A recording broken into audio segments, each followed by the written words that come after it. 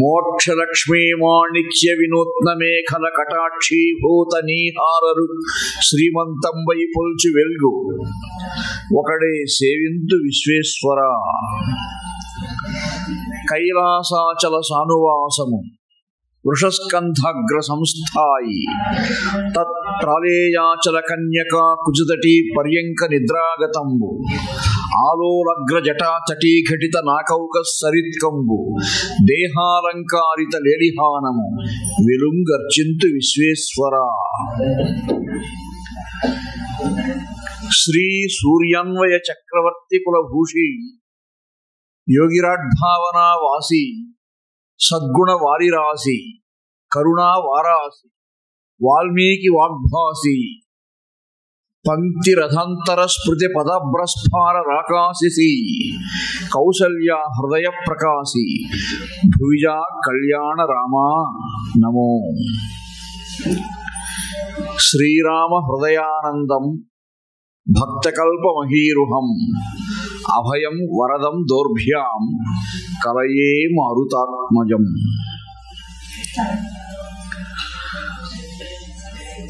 అఖిలాండ కోటి బ్రహ్మాండ నాయకుడు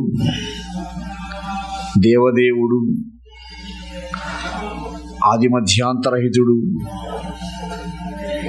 అనంత లీలా విభూతికి నిలయుడు అయినటువంటి పరమాత్మ సన్నిధిలో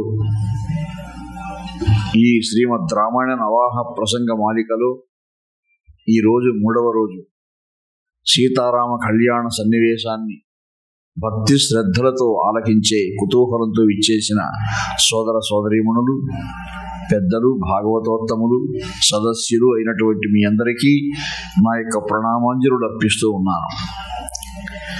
బే ఏరియా తెలుగు అసోసియేషన్ వారు వెంకటశాస్త్రి గారు, పద్మనాభం గారు, వేణుగారు, వీరు ఉప్పల గారు, తులసి తుమ్మల గారు, ఎందరో మహానుభావులు, పెద్దలు, సోదర సోదరీమణులు అందరికీ నా యొక్క ప్రణామాంజలులు సమర్పిస్తూ ఉన్నాను. ఈరోజు మనం శ్రీమద్ రామాయణ నవాహంలో 3వ ఘట్టానికి ప్రవేశిస్తూ ఉన్నాం. భగవంతుడైనటువంటి శ్రీరామచంద్ర ప్రభు అవతారం సంబంధించిన నేపథ్యము, దశరథ మహారాజు గారి కుమారుడుగా ఆ దేవదేవుడు అవతరించడంలో ఉన్నటువంటి లీలా విభూతి, ఈ అంశాలన్నీ కూడా మనం ప్రస్తావించుకోవడం జరిగింది. దశరథ మహారాజు గారు ఆయన అదృష్టానికి ఆయనే మురిసిపోతూ ఉన్నాడు ఇప్పుడు. ఎందుకంటే రత్నాల లాంటి 4 బిడ్డలు, ఆ బిడ్డలతో ఆడుకుంటూ ఉన్నాడు, ధర్మ పరిపాలన చేస్తున్నాడు, రాజ్యపాలన సాగిస్తున్నాడు, ప్రజలను ఎంతో వాత్సల్య విశేషంతో రక్షిస్తున్నాడు. అంతా సజావుగా ఉంది. రాముడు, లక్ష్మణుడు, భరతుడు, శత్రుఘ్నుడు 4 సోదరుడు మెల్లమెల్లగా పెద్దవాళ్ళు అవుతున్నారు, దినదిన ప్రవర్ధమానం చదువుతున్నారు. సంవత్సరం బాలుడు, 2 ఏళ్ల బాలుడు, 3 ఏళ్ల బాలుడు, 5 ఏళ్ళు అయితే వాళ్లకు దీక్షానుగ్రహం, ఈ సంప్రదాయబద్ధమైనటువంటి విద్యాభ్యాసం, అక్షరాభ్యాసం లాంటివి ఉంటాయి. బాల్యం నుంచి కూడా బాల్యాత్ ప్రహృతి సుస్నిగ్ధో లక్ష్మణో లక్ష్మీవర్ధన, లక్ష్మీవర్ధనశీలుడైనటువంటి లక్ష్మణుడు రామస్య లోకరామస్య, ఆయనకు రాముడే లోకము, అన్నగారే లోకము, అన్నగారి దగ్గరే ఉంటాడు ఎప్పుడు. భరతుడు, శత్రుఘ్నుడు కూడా రామునికి విధేయులై ఉంటారు. ఆ 4 కూడా రాముడు మహాతేజ సంపన్నుడు. తేషాం అభి మహాతేజ రామ సత్య పరాక్రమ. క్షత్రియోచిత విద్యను నేర్చుకోవడం ప్రారంభించారు. వశిష్ఠుల వారు విద్యాభ్యాసం ప్రారంభించారు. వేదాంగాలు చదువుకోవడం ప్రారంభించారు. హ్రీమంత కీర్తిమంతశ్చ సర్వజ్ఞ దీర్ఘదర్శిన. రాముడు విద్యాభ్యాసం చేస్తూ ఉంటే యుద్ధ విద్యలు నేర్చుకుంటూ ఉన్న, క్షత్రియ విద్యలు నేర్చుకుంటూ ఉన్న అపార గ్రహణ శక్తి. ఒక్కసారి వింటే చాలు, ఎటువంటి మంత్రమైనా శ్లోకమైనా ఆయనకు ధారణలో ఉంటుంది. తేజస్కాములకున్ వశిష్ఠులు ఉపనీతిని కామ్య సావిత్రి సుశ్రీ జాగ్రన్ మతిసిద్ధిగల్గా ఉపదేశించన్. త్రిపర్యాయ సంధ్యా జీవాతు మనో నినాదములు ప్రాణాయామ పారంపరీ భ్రాజిష్ణులు శిశువులు చలంగిరి అచలాం పుండరీకాక్షులై. ఆ నలుగురు బిడ్డలు క్షత్రియోచిత విద్యలు నేర్చుకుంటూ ఉన్నా, వేదాంగాది ఉపనిషత్ విద్యలు ఈ విద్యలు నేర్చుకుంటూ ఉన్నా, అనుపమానమైనటువంటి గ్రహణ శక్తి, ధారణా శక్తి విద్యాభ్యాసానికి అది చాలా ప్రధానం అండి. గురువు గారు చెప్పే అంశాన్ని స్పష్టంగా గ్రహించాలి కదా శిష్యుడు. ప్రాచీన కాలంలో ముఖే సరస్వతి సంప్రదాయంలో విద్యాభ్యాసం జరిగేది. ఆ విద్యాభ్యాసం గురువు గారు వల్లె వేస్తూ ఉంటే శిష్యుడు వల్లె వేస్తూ నేర్చుకునేసేవాడు. అప్పుడే ముద్రణలు యంత్రాలు ఇవేం లేవు కదా, గ్రంథాలు ఉండే అవకాశం లేదు కదా, కాబట్టి ఎక్కువగా మౌఖికమైనటువంటి విద్యాభ్యాసమే అది ధారణ పైన ఆధారపడి ఉంటుంది. గురువు గారు చెప్పినటువంటి శ్లోకం కానీ పాఠం కానీ ఏమైనా కానీ శిష్యుడు ధారణ చేసి చెప్పాల్సి ఉంటుంది. ఏదో అటా సమాహారంగా వినేసి ఏదో వచ్చింది రెండు మాకు అనుకోవడానికి లేదు. భారతీయ విద్యాభ్యాసంలో ఉండే సంప్రదాయం ఏమిటంటే ముఖ్యంగా గురువు గారికి శిష్యునికి ఒక అనుబంధం ఉంటుంది. గురువు గారు తపనతో విద్య చెప్తారు శిష్యునికి. శిష్యుడు కూడా ఆ గ్రహణ శక్తి అపారంగా ఉండి గ్రహణ శక్తి బాగా పెరగడానికి కూడా గురువులు శిష్యులకు అటువంటి బోధ చేస్తారు. ఆహార విహారాదుల్లో కానీ అటువంటి అలవాట్లు కలిగిస్తారు. రాముడు హ్రీమంత కీర్తిమంతశ్చ సర్వజ్ఞ దీర్ఘదర్శిన. ఆయన విద్యాభ్యాసం చేస్తూ ఉంటే ఎలా ఉందంటే, వాళ్ళ ధారణ ఎలా ఉందంటే, ఇప్పుడు మనం ప్రవాహం ఒక కాలువ పోతా ఉందనుకోండి, నీళ్ల కాలువ. ఆ కాలువ ఇసుకలో ఉంటే ప్రవహించే సమయంలో కొన్ని నీటి బిందువులు ఇసుకలో ఇంకిపోయే అవకాశం ఉంది. నీళ్లు పోతూ ఉంటాయి, కొన్ని ఇంకిపోతూ ఉంటాయి ఇసుకలో కూడా. ఆ ఇసుక లక్షణం అది లోపలికి ఆకర్షిస్తూ ఉంటుంది. అదే ఒక శిలాతలం పైన కాలువ పోతా ఉందనుకోండి, రాయి కాబట్టి ఒక్క బిందువు కూడా ఇంకదు. ధారణ విద్యార్థికి అలా ఉండాలి, శిలాతలంపై ప్రవాహంలాగా ఉండాలి. సరస్వతి అనే శబ్దానికి అర్థం ఏమిటంటే, సర అంటే ప్రవహించుచున్నటువంటి జ్ఞానము, సరస్వతి ప్రవాహశీలమైనటువంటి జ్ఞానము. మీరు ఆ పల్లెటూళ్ళలో మన దేశంలో పంప్ సెట్లు ఉంటాయి. ఆ నీళ్లు మరి మోటార్ వేసిన వెంటనే ఆ పంపు దగ్గర దూకే ప్రదేశంలో చూస్తే తెల్లగా వస్తుంది ప్రవాహం. అంటే ఆ ప్రవాహం ఎంత వేగంగా వస్తూ ఉంటే అంత తిరుపు కనిపిస్తుంది. మళ్ళీ మెల్లగా వెళ్ళేటప్పుడు నీళ్లు రంగు మారిపోతుంది. వేగంలో అంటే సర్వశుక్ల సరస్వతి ప్రవాహశీలమైనటువంటి జ్ఞానము. ఆ ప్రవాహశీలమైన జ్ఞానంలో కూడా వేగం, అది ధారణ.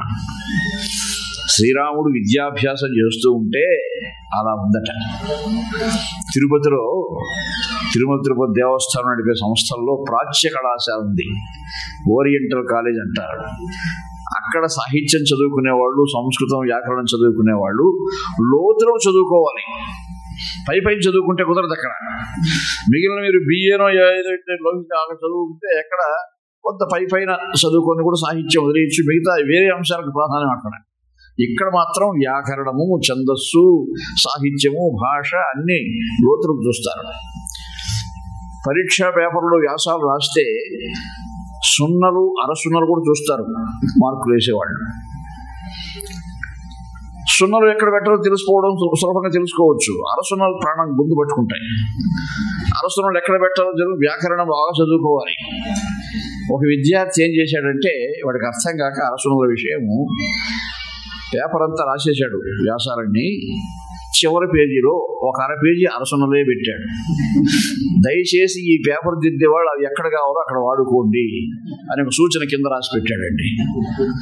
అంటే వాడి గ్రహణ శక్తి అనుకోవాలా లేదనుకోవాలా ఆ పాఠం చెప్పుంటారు ఉపాధ్యాయుడు ఆయన తరగతిలో. ఈ అరసనలు ఎలా ఉండాలా వాడాలని పాఠం బాగా చెప్పుంటాడు ఆయన. వీడో సరిగా విన్నవాడు కాదు, గ్రహణ శక్తి సరిగా లేనట్టుంది. పాపం ఆ దిద్దే ఆయన పేపర్ తీసుకొని ప్రిన్సిపాల్ దగ్గర విన్నాడు, వీడిని పాస్ చేయాలా ఫెయిల్ చేయాలా. ఫెయిల్ చేశారు వాడిని.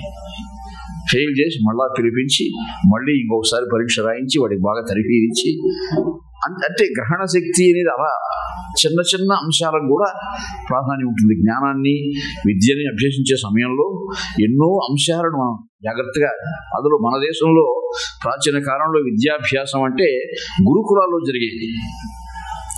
గురుకులంలో గురువు గారు పంచకావ్యాలు, వ్యాకరణము, ఆదిపర్వం ఇవన్నీ ముందు చెప్తారు. అవి చదువుకుంటూనే వాడు అహమేవ పండిత అనుకుంటాడట, నేనే మహాపండితుడు అనుకుంటాడు వాడు. గురువు గారు వాడిని సంస్కరించే ప్రయత్నం చేయడానికి, నాయన ఈ గురుకులంలో నీలాగా చాలా మంది చదువుకున్నారు, నువ్వు వాళ్ళ అందరితో అభిప్రాయాలు మార్చుకో, నీకు తెలిసిన విషయాలు వాళ్ళకి చెప్పు, వాళ్ళకి తెలిసిన విషయాలు నువ్వు కూడా విను అంటాడు. సరే వీడు ఆ విధంగా చేస్తాడు. చేసిన తర్వాత వాడికి ఓ గురువు గారు చెప్పడం మంచిదైంది, అహమపి పండిత, ఇంతకుముందు అహమేవ పండిత, ఇప్పుడు అలా కాదు, అహమపి నేను కూడా పండితుడిని. అంటే మిగిలిన వాళ్ళు ఎవరో ఉన్నారు, ఇంకా అలా పండితులు ఉన్నారు, వాళ్ళు నేను ఒకడైనాను, ఇక్కడ చదువుకున్నాను అన్నాడు. గురువు గారికి అది కూడా నచ్చదు. ఇప్పుడు నువ్వు నీ సమకాలీన వయస్సు ఉన్నటువంటి వాళ్ళతో మాట్లాడి చర్చించుకున్నావు, వృద్ధులతో పోయి చర్చించు నాయన, పెద్దవాళ్ళు ఉంటారు వాళ్ళతో పోయి చర్చించు, అటువంటి వాళ్ళతో చర్చిస్తే ఇంకా నీకు ఎన్నో విషయాలు తెలుస్తాయంటాడు. అప్పుడు వీడు అక్కడ పోతాడు, అందరితో వృద్ధులతో బాగా చర్చించుకుంటాడు. కొంతకాలం వృద్ధ పండితులతో చర్చ అయిన తర్వాత వచ్చి గురువుగారు నమస్కారం, అహం నా పండిత, నేను పండితుడి గారండి. ఎంతమంది ఉన్నారు లోకంలో మహానుభావులు, వాళ్ళ ముందు నా పాండిత్యం ఎంత, నేనెంత, ఏదో మీ అనుగ్రహంతో చదువుకున్నాను చాలు. ఇలా అది ఆ విద్యాభ్యాసంలో ఉన్న స్థాయి భేదాలు. ఎప్పుడు విద్య అనేది అనంతము. ప్రజ్ఞానం బ్రహ్మ అన్నారు. ప్రజ్ఞకు ఎక్కడుంది అంతం? ఎక్కడుంది? శ్రీరామచంద్రుడు భగవంతుడు కాబట్టి ఆయన వేగంగా నేర్చుకున్నాడు, వేగంగా గ్రహించాడు. అలాగే లక్ష్మణుడు కూడా. అన్నగారు ఎక్కడ ఉంటే అక్కడే ఉంటాడు. వశిష్ఠుల వారు గురుకులంలో పాఠం చెప్తూ ఉంటే అక్కడే ఉంటాడు. నలుగురు ఉంటారు కానీ అన్నగారు పక్కనే కూర్చో ఉంటాడు. అన్నగారికి ఒక తోకలాగా ఎప్పుడు ఈయన లక్ష్మణుడు. ఇలా వాళ్ళ విద్యాభ్యాసం దిగ్విజయంగా పూర్తయింది. క్షత్రియోచిత విద్యలన్నీ నేర్చుకున్నారు. క్షత్రియులు ఖడ్గ విద్య నేర్చుకునే సమయంలో ముందు కొయ్య ఖడ్గంతో అభ్యాసం చేస్తారు, దారు ఖడ్గంతో. ఆ దారు ఖడ్గంతో అంటే దెబ్బతగలకూడదు కదా, అవి కొత్తగా నేర్చుకునే అంశం కదా. అలా ఏమి లేదు. శ్రీరామచంద్రుడు నేర్చుకోవడమే లోహ ఖడ్గంతో నేర్చుకున్నాడు. ఆయన ఒకేసారి గ్రహించాడు విద్యలన్నీ కూడా. బాణ విద్య, ధనుర్విద్య, ఈ ఖడ్గ విద్య, అన్ని విద్యల్లో నిపుణుడైనాడు. నలుగురు బిడ్డలు అలాగే చదువుకున్నారు. వాళ్ళ విద్యాభ్యాసాన్ని చూస్తుంటే దశరథ మహారాజు కన్ను తిరిగిపోతాయట. ఎంత మదించిన ఏనుగునైనా సరే క్షణంలో ప్రసన్నం చేసుకొని పైకి ఎక్కుతాడు రాముడు. ఎంత అల్లరిగా ఉండే గుర్రం ఎవరికి వశం కాలేదన్నా సరే దాన్ని తన వశంలోకి తెచ్చుకుంటాడు. ఇటువంటి విద్యలన్నీ కూడా క్షత్రియోచిత విద్యలు, వేదాంగాది విద్యలు, ఉపనిషత్తులు, మంత్రశాస్త్రము అన్నీ కూడా అనతి కాలంలో విద్యాభ్యాసం పూర్తి చేశారు వాళ్ళు. అందులో ఇక దేశ దేశాల్లోనూ వ్యాపిస్తుంది కదా రాముని కీర్తి. దశరథ మహారాజు గారి కుమారుళ్ళు, కుమారాగ్రేసరుడైనటువంటి ఆ చక్రవర్తి తేజస్సు అంతా ఉంది ఆయనలో. ఆయన పాదపద్మంలో రేఖలున్నాయి. అందరూ చూసిపోతూ ఉన్నారు ఆయనకి, రాజబంధువులంతా కూడా. ఎక్కడెక్కడో ఆశ్రమాల్లో ఉండే మహర్షులంతా కూడా చూసిపోతూ ఉంటారు. ఇంకా పెద్దవాళ్ళు అవుతున్నారు. 16-17 ఏళ్ల వయసు వస్తూ ఉంది అనుకోండి రాముడికి. 12 ఏళ్ళ నుంచి 16 వరకు మానవ జీవితంలో టీన్ ఏజ్ అంటారు. 13, 14 అలా ప్రారంభమైన టీన్ ఏజ్ అంటారు. తర్వాత 20 వస్తే ఇంక యవ్వనం, ప్రథమ యవ్వనం. అది మొదటి యవ్వనం 20 నుంచి 30 వరకు, 30 నుంచి 40 వరకు రెండో యవ్వనం ద్వితీయ యవ్వనం, 40 నుంచి తృతీయ యవ్వనం, 50 దాటిందంటే ప్రాయు వృద్ధంత కొంత పడమట వాలు. సూర్యభగవానుడు పడమట వాలినట్టే 12 అయింది తర్వాత. అది ప్రథమ వార్ధక్యం, వృద్ధాప్యంలో ప్రథమ భాగం. అది 50-60 తర్వాత 60-70 వృద్ధాప్యంలో రెండో భాగం. ఇలా జరుగుతూ మానవ జీవితం. ఈ 12 ఏళ్ళు దాటుతూనే టీనేజ్ అంటాం కదా, అప్పటికే సకల విద్యల్లో ఆరితేరిపోయారు రాముడు లక్ష్మణుడు అందరూ కూడా. ఇక ఆ సమయంలో ఆ రోజుల్లో విశ్వామిత్ర మహర్షి, ఆయన చరిత్ర సకల లోకాలకు ఆదర్శవంతమైనటువంటి స్ఫూర్తివంతమైన చరిత్ర అయింది. మహానుభావుడు ఆయన కూడా ఒకప్పుడు రాజ్యం చేసిన వాడే, రాచరికం చేసిన వాడే. మంత్రులు, సేనాపతులు, దండనాథులు అంతా బలము నిరపి క్షత్రియుడుగా రాజ్య పరిపాలన చేస్తూ బల పరాక్రమాలతో కూడిన విద్యలని నేర్చుకున్నవాడే. అశ్వ ద్విప రథ భట బల శాశ్వత లక్ష్మీ సమృద్ధి సంకలితుండై విశ్వధరిత్రీ చక్రము విశ్వామిత్రుండు నీతి వెలయగనేలెన్. అలా పరిపాలించాడు ఆయన. రాజులకు వేట ధర్మము. ఒకరోజు తన పరివారంతో కూడా వేటకెళ్ళాడు. అరణ్యంలో బాగా అలిసిపోయేట్టుగా వేటాడాడు. ఎండ విక్కుటంగా ఉంది. వశిష్ఠ మహర్షి ఆశ్రమం సమీపంలో. ఆ ఆశ్రమానికి వెళ్ళి కాస్త నీళ్లు తాగి సెదతీరుదాము అని తన పరివారంతో కూడా ఆశ్రమంలో ప్రవేశించాడు. వశిష్ఠుల వారు ఆహ్వానించారు ఆయన్ని. అప్పుడు వీళ్ళకి ఏమీ పరస్పర స్పర్ధ లేదు ఇద్దరికి. మహారాజుగారు కదా అని ఎంతో గౌరవంతో ఆహ్వానించాడు వశిష్ఠుడు. ఆశ్రమంలో కూర్చున్న తర్వాత, మహర్షి, నేను మా సైన్యం అంతా అలసిపోయి ఉన్నాం, మాకు ఏదైనా చల్లగా ఇస్తారా ముందు, మేము భోజనానికి మా అంతఃపురానికి వెళ్ళిపోతాం అన్నాడు. అయ్యో, ఎందుకండి మహారాజా, మీకు భోజనం కూడా ఇక్కడ ఏర్పాటు చేస్తాను, మీరేమీ అలా విచారించాల్సిన అవసరం లేదు అని ముందు మంచి చెరుకు రసము, మేలి జాతి తేనె కలిపిన చెరుకు రసాదులు అవన్నీ ముందు తాగడానికి ఇచ్చాడు, అలసట పోవడానికి. విశ్వామిత్రుడు ఆశ్చర్యపడ్డాడు. ఈ అడవిలో చెరుకు ఎగోళ్ళు పండిస్తాడండి, ఎక్కడి నుంచి దీనికి చెరుకు రసము? అందులో మంచి తేనె అంటే ఏదో అడవుల్లో ఉంటాయి, పుట్ట తేనె అంటారు, కొమ్మల్లో ఉంటుంది, రావు. ఇంత మంచి చెరుకు రసం ఎక్కడా లేదే. సరే, ఏదో సంపాదించాడు మహర్షి అంత తృప్తిగా తాగారు. కాసేపు కబుర్లు చెప్పుకుంటూ, భోజనం సిద్ధంగా ఉంది మహారాజా అన్నాడు. ఎంతమందికి? మేము వచ్చి ఎంత సమయం అయింది, అరగంట కూడా కాలేదే. మరి ఇలా మా అంతఃపురంలో వంటవాళ్ళు అంతా ఉంటే కూడా చాలా సమయం తీసుకుంటారు, మీరు ఎట్లా?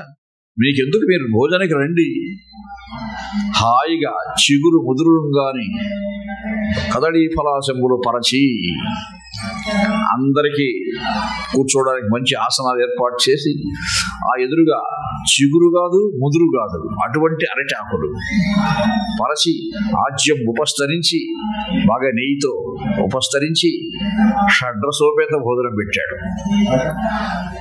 ఆ భోజనం అంతఃపురంలో కూడా దొరకదు. తృప్తిగా తిన్నాడు విశ్వామిత్రుడు. ఏమిటండి ఈ భోజనం ఈరోజు? శాశ్వతంగా మీ ఆశ్రమంలోనే ఉండిపోవాలనిపిస్తూ ఉంది ఇటువంటి భోజనాలు చేస్తూ. ఎక్కడి నుంచి తెప్పించారు మీరు ఆ వంటవాడిని? ఎలా చేస్తారు వాడు? మాకు కూడా అటువంటి వాడు, మంచి వంటవాడిని చూపించకూడదా అంటే, వంటవాళ్ళు కాదు మహారాజా ఇది అని తన ఆశ్రమంలో ఒక పక్క కట్టేసి ఉన్నటువంటి నందిని ధేనువు దూడ, చిన్న దూడ చూపించాడు. ఓ, దీనికి ఎంత శక్తి ఉందా? కామధేనువు యొక్క బిడ్డ ఇది. నేను ఆ దేవేంద్రుడిని అర్థించి యజ్ఞయాగాదుల కోసం మంచి పాలు కావాలి కాబట్టి, ఏదో తమ నాటి అతిథులు వచ్చినప్పుడు భోజనం పెట్టాలి కాబట్టి అడిగి తెచ్చుకున్నాను. కామధేను శాపకం ఇది, కామధేను యొక్క దూడ కాబట్టి ఇది ఉంది కాబట్టి మాకేం భయం లేదు. ఎంతమంది వచ్చినా ఇట్లా భోజనం పెట్టగలము. మీరు ఎప్పుడు వేటకొచ్చినా ఇక్కడికి రండి, షడ్రసోపేత భోజనం ఆరగించండి, మంచి చెరుకు రసాలు తాగండి అన్నాడు. విశ్వామిత్రుడు ఆలోచించాడు, అరే, ఇది మన దగ్గర అంతఃపురంలో ఉండాల్సిన గోవిది మన దగ్గర ఉండకుండా ఇటువంటి మహర్షుల దగ్గర ఉందే అని 1,00,000 తురగంబులను మరి లక్షల మణులను 1000 లక్షల ధనమును లక్షల గోవులనిచ్చద దక్షత నాకెమ్ము నేడు తగని గోవులు. మహర్షి, దీనికి బదులుగా మీకు 1,00,000 గోవులు ఇస్తాను, 1,00,000 గుర్రాలు ఇస్తాను, అవన్నీ 1,00,000 మణులు ఇస్తాను, వెరలేని మాణిక్యాలు మణులు ఇస్తాను, 1,00,000 కొలది అన్నీ తీసుకొని ఈ నందినీధేను నాకు ఇచ్చేయండి అన్నాడు. వశిష్ఠుడు నవ్వి, మహారాజా, మీరు 1,00,000 గుర్రాలు ఇస్తే ఎక్కడ కట్టేసుకునేది? నేను సర్వసంగ పరిత్యాగురం, మాకు బంధాలు ఉండకూడదు కదా, మాకెందుకు బంధాలు? మీరు 1,00,000 గోవులు నాకు ఇస్తే, మీ గోశాల నుంచి పంపిస్తే, ఈ నందినీ దీనం అంటే దేవతా దీనం కాబట్టి నేను సాగే పని లేదు దాన్ని, అది తన యొక్క సేవ చూసుకుంటుంది, అవన్నీ మేము చూసుకోవద్దా? లౌకికమైనటువంటివి మాకు అవసరం లేదు కాబట్టి మేము ఇచ్చే ప్రశ్నే లేదు ఎవరికి అన్నాడు. అదేమిటది? మహారాజు అడిగితే ఇవ్వకుండా ఉండడానికి అవకాశమే లేదు. మహారాజు గారు ఆజ్ఞాపిస్తే ఎవరైనా ఇవ్వాల్సిందే, సమర్పించుకోవాల్సిందే. నేను మహారాజుగా ఆజ్ఞాపిస్తున్నాను, ముందు మాకు సమర్పించండి అన్నాడు. మహారాజులకు మహర్షుల్ని ఆజ్ఞాపించే ఇది లేదు. రాజులకు అధికారం ప్రజలపైనే గాని ప్రజలకు అతీతులు మహర్షులు అంటే, వాళ్ళపైన ఆజ్ఞ విని చేయడానికి ఏమి అవకాశాలు ఉండవు. కాకపోతే రాజుకు విధేయులుగా ఉంటారు మహర్షులంతా కూడా, రాజుగారిని ధిక్కరించరు. అలాగని మీరు ఏం చెప్తే అది మేము చేయాలని లేదు. కాబట్టి మన్నించండి, దయచేసి సహృదయంగా అర్థం చేసుకోండి, ఆ నందినీధేనుపై ఉన్న మమకారాన్ని వదులుకోండి అని చెప్పాడు. తన సైన్యాన్ని ఆజ్ఞాపించాడు, పట్టి బంధించి తీసుకోబోదని మన అంతఃపురానికని. అమ్మా, నేను నీవే రక్షించుకో, నమస్కారం పెట్టాడు వశిష్ఠుడు. భటులు సమీపిస్తున్నారు. ఒక్కసారి హుంకరించిందట ఆ దూడ. ఘన హుంకారము సేయ తత్రిత హుంకారంబునన్ గుట్టి ఏపున శాతాయుధ పానులై బహుభటులు భూరి ప్రతాపంబునన్ దునుమంజొచ్చిరి కౌశికోగ్ర బలము దుర్వారులై సూరులై. ఒక్కొక్క రోమకూపం నుంచి ఒక భటుడు వచ్చాడట ఆ నందినీధేనుడు. ఆ భటులు ఈ సైన్యాన్ని హతం చేశారు, ఒక్కరు కూడా మిగలలేదు, అంతా అయిపోయారు, తీసువేశారు, ఎట్లో పారేశారు అందరినీ. విశ్వామిత్రుడు కనుడు ముందే సైన్యం అంతా హతమైపోయింది అని వశిష్ఠుడిపై బ్రహ్మాస్త్రాన్ని ప్రయోగించాడండి. బ్రహ్మాస్త్రం వేశాడు, బ్రహ్మదండాన్ని అడ్డం పెట్టాడు ఆయన. బ్రహ్మదండం దగ్గరికి రాలేకపోతా ఉంది ఆ బ్రహ్మాస్త్రం. ప్రయత్నించింది కానీ బ్రహ్మదండం కూడా అది స్పృశించలేకపోతా ఉంది, వెనక్కి వెళ్ళిపోయింది. ఇదేమిటి, నా బ్రహ్మాస్త్రం కూడా పనిచేయలేదే. అందులో విశ్వామిత్ర మహర్షికి అనేక దివ్య అస్త్రశస్త్రాలు తెలుసు ఆయనకి. భృశాశ్వుడు అనే ఒక మహర్షి దగ్గర ఆయన సాంగోపాంగంగా ధనుర్విద్య అభ్యసించాడు. ఆ భృశాశ్వుడు అనే మహర్షి ఆయన సామాన్యుడు కాడు, దక్ష ప్రజాపతి కుమార్తెలకు భర్త ఆయన. కాబట్టి దేవతల దగ్గర ఎన్ని అస్త్రశస్త్రాలు ఉంటాయో అన్ని ఆయన దగ్గర ఉన్నాయి. ఆయన ఈయనకన్నీ నేర్పించాడు. ఏ అస్త్రం ప్రయోగించినా కానీ బ్రహ్మదండాన్ని అడ్డం పెట్టుకున్నాడు వశిష్ఠుడు. ఆ బ్రహ్మదండం ముందు ఏమీ పనిచేయలేదు. దిగ్బలం క్షత్రియ బలం బ్రహ్మతేజో బలం బలం ఏకేన బ్రహ్మదండేన సర్వాస్త్రాన్ని హతానిమే. ఏమిటి విచిత్రము, ఒక్క బ్రహ్మదండంతో నా అస్త్రశస్త్రాలని వృధా అయిపోయింది. ఎందుకు ఈ రాచరికం, ఇవన్నీ అవసరం లేదు. ఆ వశిష్ఠునిలాగా నేను కూడా బ్రహ్మర్షి అయి తీరాల్సిందే అని అక్కడికక్కడే నిర్ణయం తీసుకున్నాడు. అంతఃపురానికి వెళ్ళి తన వారసులకు రాజ్యం అప్పగించేసి ఆయన తన ధర్మపత్నిని కూడా తీసుకొని ముందు తపస్సుకి వెళ్తాడు. ధర్మపత్నితో సంతానం కూడా ఉంది ఆయనకి. ఘోర తపస్సు చేశాడు. ఘోర తపస్సు చేసిన తర్వాత ఆ తపోభంగం చేయడం కోసమే ఊర్వశి మేనక వచ్చింది. ముందు మేనకకు వసుడవుతాడు ఆయన. మేనకకు వసుడై కొంత తపోభంగం జరిగి మళ్ళీ సంస్కారం తెచ్చుకొని మళ్ళీ తను తపస్సులో కూర్చుంటాడు. 1000 దివ్య సంవత్సరాలు తపస్సు చేసిన తర్వాత చతుర్ముఖ బ్రహ్మ వచ్చి, అయ్యా నువ్వు రాజర్షి అయినావు, ఇంకా చాలు నీ తపస్సు అన్నాడు. తృప్తి లేదు. రాజర్షి అయినంత మాత్రాన నాకేం తృప్తి లేదు. మళ్ళీ 1000 దివ్య సంవత్సరాల తపస్సు చేశాడు. మళ్ళీ వచ్చాడు చతుర్ముఖ బ్రహ్మ. మహానుభావ, పట్టుదల బాగానే ఉంది మీకు, మంచిదే, మహర్షి అయినారు, ఇంకైనా చాలించండి అన్నాడు. మహర్షి పదం కూడా నాకు ఇష్టం లేదు. మళ్ళీ 1000 దివ్య సంవత్సరాలు తపస్సు చేశాడు. లోకాలన్నీ అట్టుడికిపోయింది. కాల పయోధ ధారలకు కంపిన ధాత్రి సుధాకర ప్రభాజాల పయ ప్రవాహములు అజాండము నిండే తుషారపూరపు మేలి ముసుంగులో తడుకుమించే వనేందిరలు అంతకంతకు ఆ భీల తపస్వి అయి భయంకర తపస్వి అయిపోతున్నాడు రాను రాను ఆయన. లోకాలు అట్టుడుగుతూ ఉంటే మళ్ళీ అందరూ బ్రహ్మ దగ్గరికి పోయినారు. ఆయన ఏదో విధంగా తపస్సు చేయండి అని. బ్రహ్మ వచ్చాడు. మహానుభావ, మీరు బ్రహ్మర్షి అయినారు, ఇంకా చాలించండి అన్నాడు. మీరు చెప్తే ఒప్పుకోని వశిష్ఠుడు చెప్పాలి. స్పర్ధ ఆయనతో కదా. వశిష్ఠుడిని ఆహ్వానించారు చతుర్ముఖ బ్రహ్మ. బ్రహ్మర్షిత్వం నసందేహం సర్వం సంపత్స్యతే తవ చెప్పాడు వశిష్ఠుడు. మహానుభావ, సందేహమే లేదు, సాక్షాత్ బ్రహ్మే సెలవిచ్చిన తర్వాత మేము చెప్పేది ఏముంది, నేను కూడా చెప్తూ ఉన్నాను. బ్రహ్మర్షిత్వం నసందేహం, మీరు సందేహించాల్సిన అవసరమే లేదు, మీరు బ్రహ్మర్షి అయినారు. అప్పుడు తాను కూడా బ్రహ్మర్షిగా వచ్చాడు లోకంలోకి. ఆయన లోకంలోకి వచ్చేసరికి కొన్ని జరుగుతున్నాయి కార్యక్రమాలు. సూర్యవంశం చక్రవర్తుల్లోనే త్రిశంకుడు అనే ఒక చక్రవర్తికి ఒక వింత కోరిక కలిగిందండి. బుద్ధితోనే స్వర్గానికి పోవాలి, ఈ శరీరంతో. ఈ శరీరం వదిలిపెట్టే పోతారు ఎవరైనా వేరే లోకాలకు వెళ్తే. మానవుడు మరణము అనేది ఎట్లా ఉంటుందంటే, శ్మశానేష్వా క్రీడా స్మరహర పిశాచ సహచరా చితాభస్మాలేప స్రగపి నృకరోటీ పరికర అమంగళ్యం శీలం తవ భవతు నామే తదఖిలం తథాపి స్మర్తృణాం వరద పరమం మంగళమసి. పరమమైనట్టి మంగళత్వాన్ని సుఖత్వాన్ని ఇచ్చే భావన ఏది అంటే, శ్మశానము అంటే ఏమిటో జీవుడు తెలుసుకోవాలి. శ్మశానం అంటే సామాన్యంగా ఏమనుకుంటామండి, శవాలు పూడ్చే స్థలము. సరే అనుకుందాం ఒక క్షణం. కానీ ఒక వ్యక్తి బాలుడుగా మరణించి యువకుడవుతున్నాడు, యువకుడుగా మరణించి వృద్ధుడవుతున్నాడు అని ఉపనిషత్తులు చెప్తున్నాయి. ఈ మరణం మనకు స్పృహలో ఉండదు. అయితే బాలుడుగా మరణించి యువకుడుగా అయ్యేటప్పుడు ఇదే శరీరంతో సంక్రమించే అవస్థ కాబట్టి అక్కడ మనకు మరణించాడనే భావన ఉండదు. యువకుడుగా మరణించి వృద్ధుడైన తర్వాత కూడా అది ఒకే శరీరంలో సంభవిస్తూ ఉంది కాబట్టి అప్పుడు కూడా మనకు ఆ మరణ స్పృహ ఉండదు. వృద్ధుడై ఈ శరీరం వదిలేసిన తర్వాతనే మనం మరణం అనుకుంటున్నాం, అది చివరి మరణం. అంతకుముందే మన శరీరంలో సంభవించే అవస్థలు ఉన్నాయి.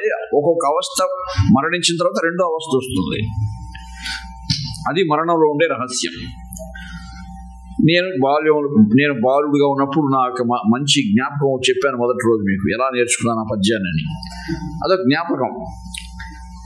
అది ఎక్కడుంది నా మనసులో? నా స్మృతి పదంలో ఎక్కడో ఉంది.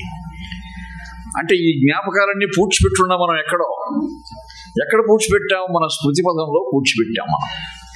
మన స్మృతి పదమే మన శ్మశానం. ఆయా జీవుల స్మృతి పదాలే వాళ్ళ శ్మశానాలు. తరువాత శరీరం ప్రాణవాయువులు వదిలేసిన తర్వాత ఎత్తు పారేస్తారు ఎక్కడో. అది కేవలం భౌతిక శ్మశానం. అంటే ఈ రహస్యాన్ని తెలిసినటువంటి జీవుడు జ్ఞానం వైపు ఆకర్షింపబడతాడు అని పుష్పదంతాచార్యుల వారు చెప్పారు. పుష్పదంతాచార్యుల వారు అంటే శంకర భగవత్పాదుల వారికి కూడా పూర్వులు. ఆయన శివమహిమ స్తోత్రం అని ఒకటి చెప్పాడు.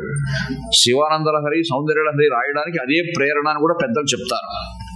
అంత మహానుభావుడు ఆయన, ఆ పుష్పదంతాచార్య. ఆయన చెప్పాడు ఇది.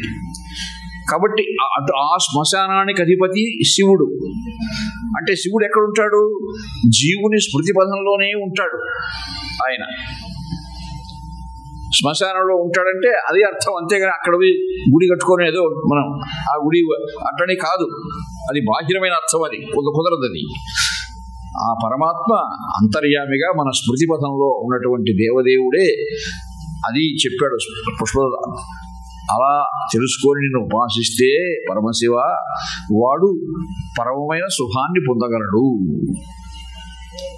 కేవలం నిన్ను పూజించినంత మా రావణాదులు తెలుసుకోలేకపోయారు ఆ పరమార్థాన్ని. ఈ పరమార్థం తెలుసుకోగలగాలి అని చెప్తాడు ఆయన. అలాగా ఈ విశ్వామిత్రుడు కూడా ఇప్పుడు లోకంలోకి వచ్చిన తర్వాత ఈ త్రిశంకుని వింత ఒకటి వచ్చింది ఆయనకి. ఆయనకు బొందితో స్వర్గానికి పోవాలని ఆశ. అది ఎంత పేరాశ కదండి. కానీ కొంత ఆయా జీవలక్షణాలు. చక్రవర్తి కులగురువైన వశిష్ఠుడిని అడిగాడు, ఏదైనా మంచి యజ్ఞం చేయించి నన్ను పంపించండి అని. దీనికి సంబంధించిన ఒక మంచి కథ కూడా ఉంది. ఒక మహర్షి ఎవరో ఈ విధంగానే బొందితోనే స్వర్గానికి వెళ్ళిపోవాలని తపస్సు చేశాడట. ఆయనకు బ్రహ్మ ప్రత్యక్షమైనాడు. కోరిక చెప్పాడు, నాకు ఇలా కోరిక ఉందండి, ఇట్లా వెళ్ళిపోవాలి, నా శరీరంతోనే స్వర్గానికి వెళ్ళాలి నేను. ఆ బ్రహ్మగారు 100 పురోడాసములు ఇచ్చాడంట. పురోడాసం అంటే వడలాంటిది, రొట్టె. ఈ 100 పురోడాసములతో అగ్నిదేవుని ప్రసన్నం చేసుకుంటూ యజ్ఞం చెయ్యి. 100 పురోడాసములు పూర్తయ్యేసరికి రథం వస్తుంది కోసం కూర్చొని వెళ్ళొచ్చు అని చెప్పాడు. సరే, ఆయన నిష్ఠగా చేస్తున్నాడు యజ్ఞయాగాదులు.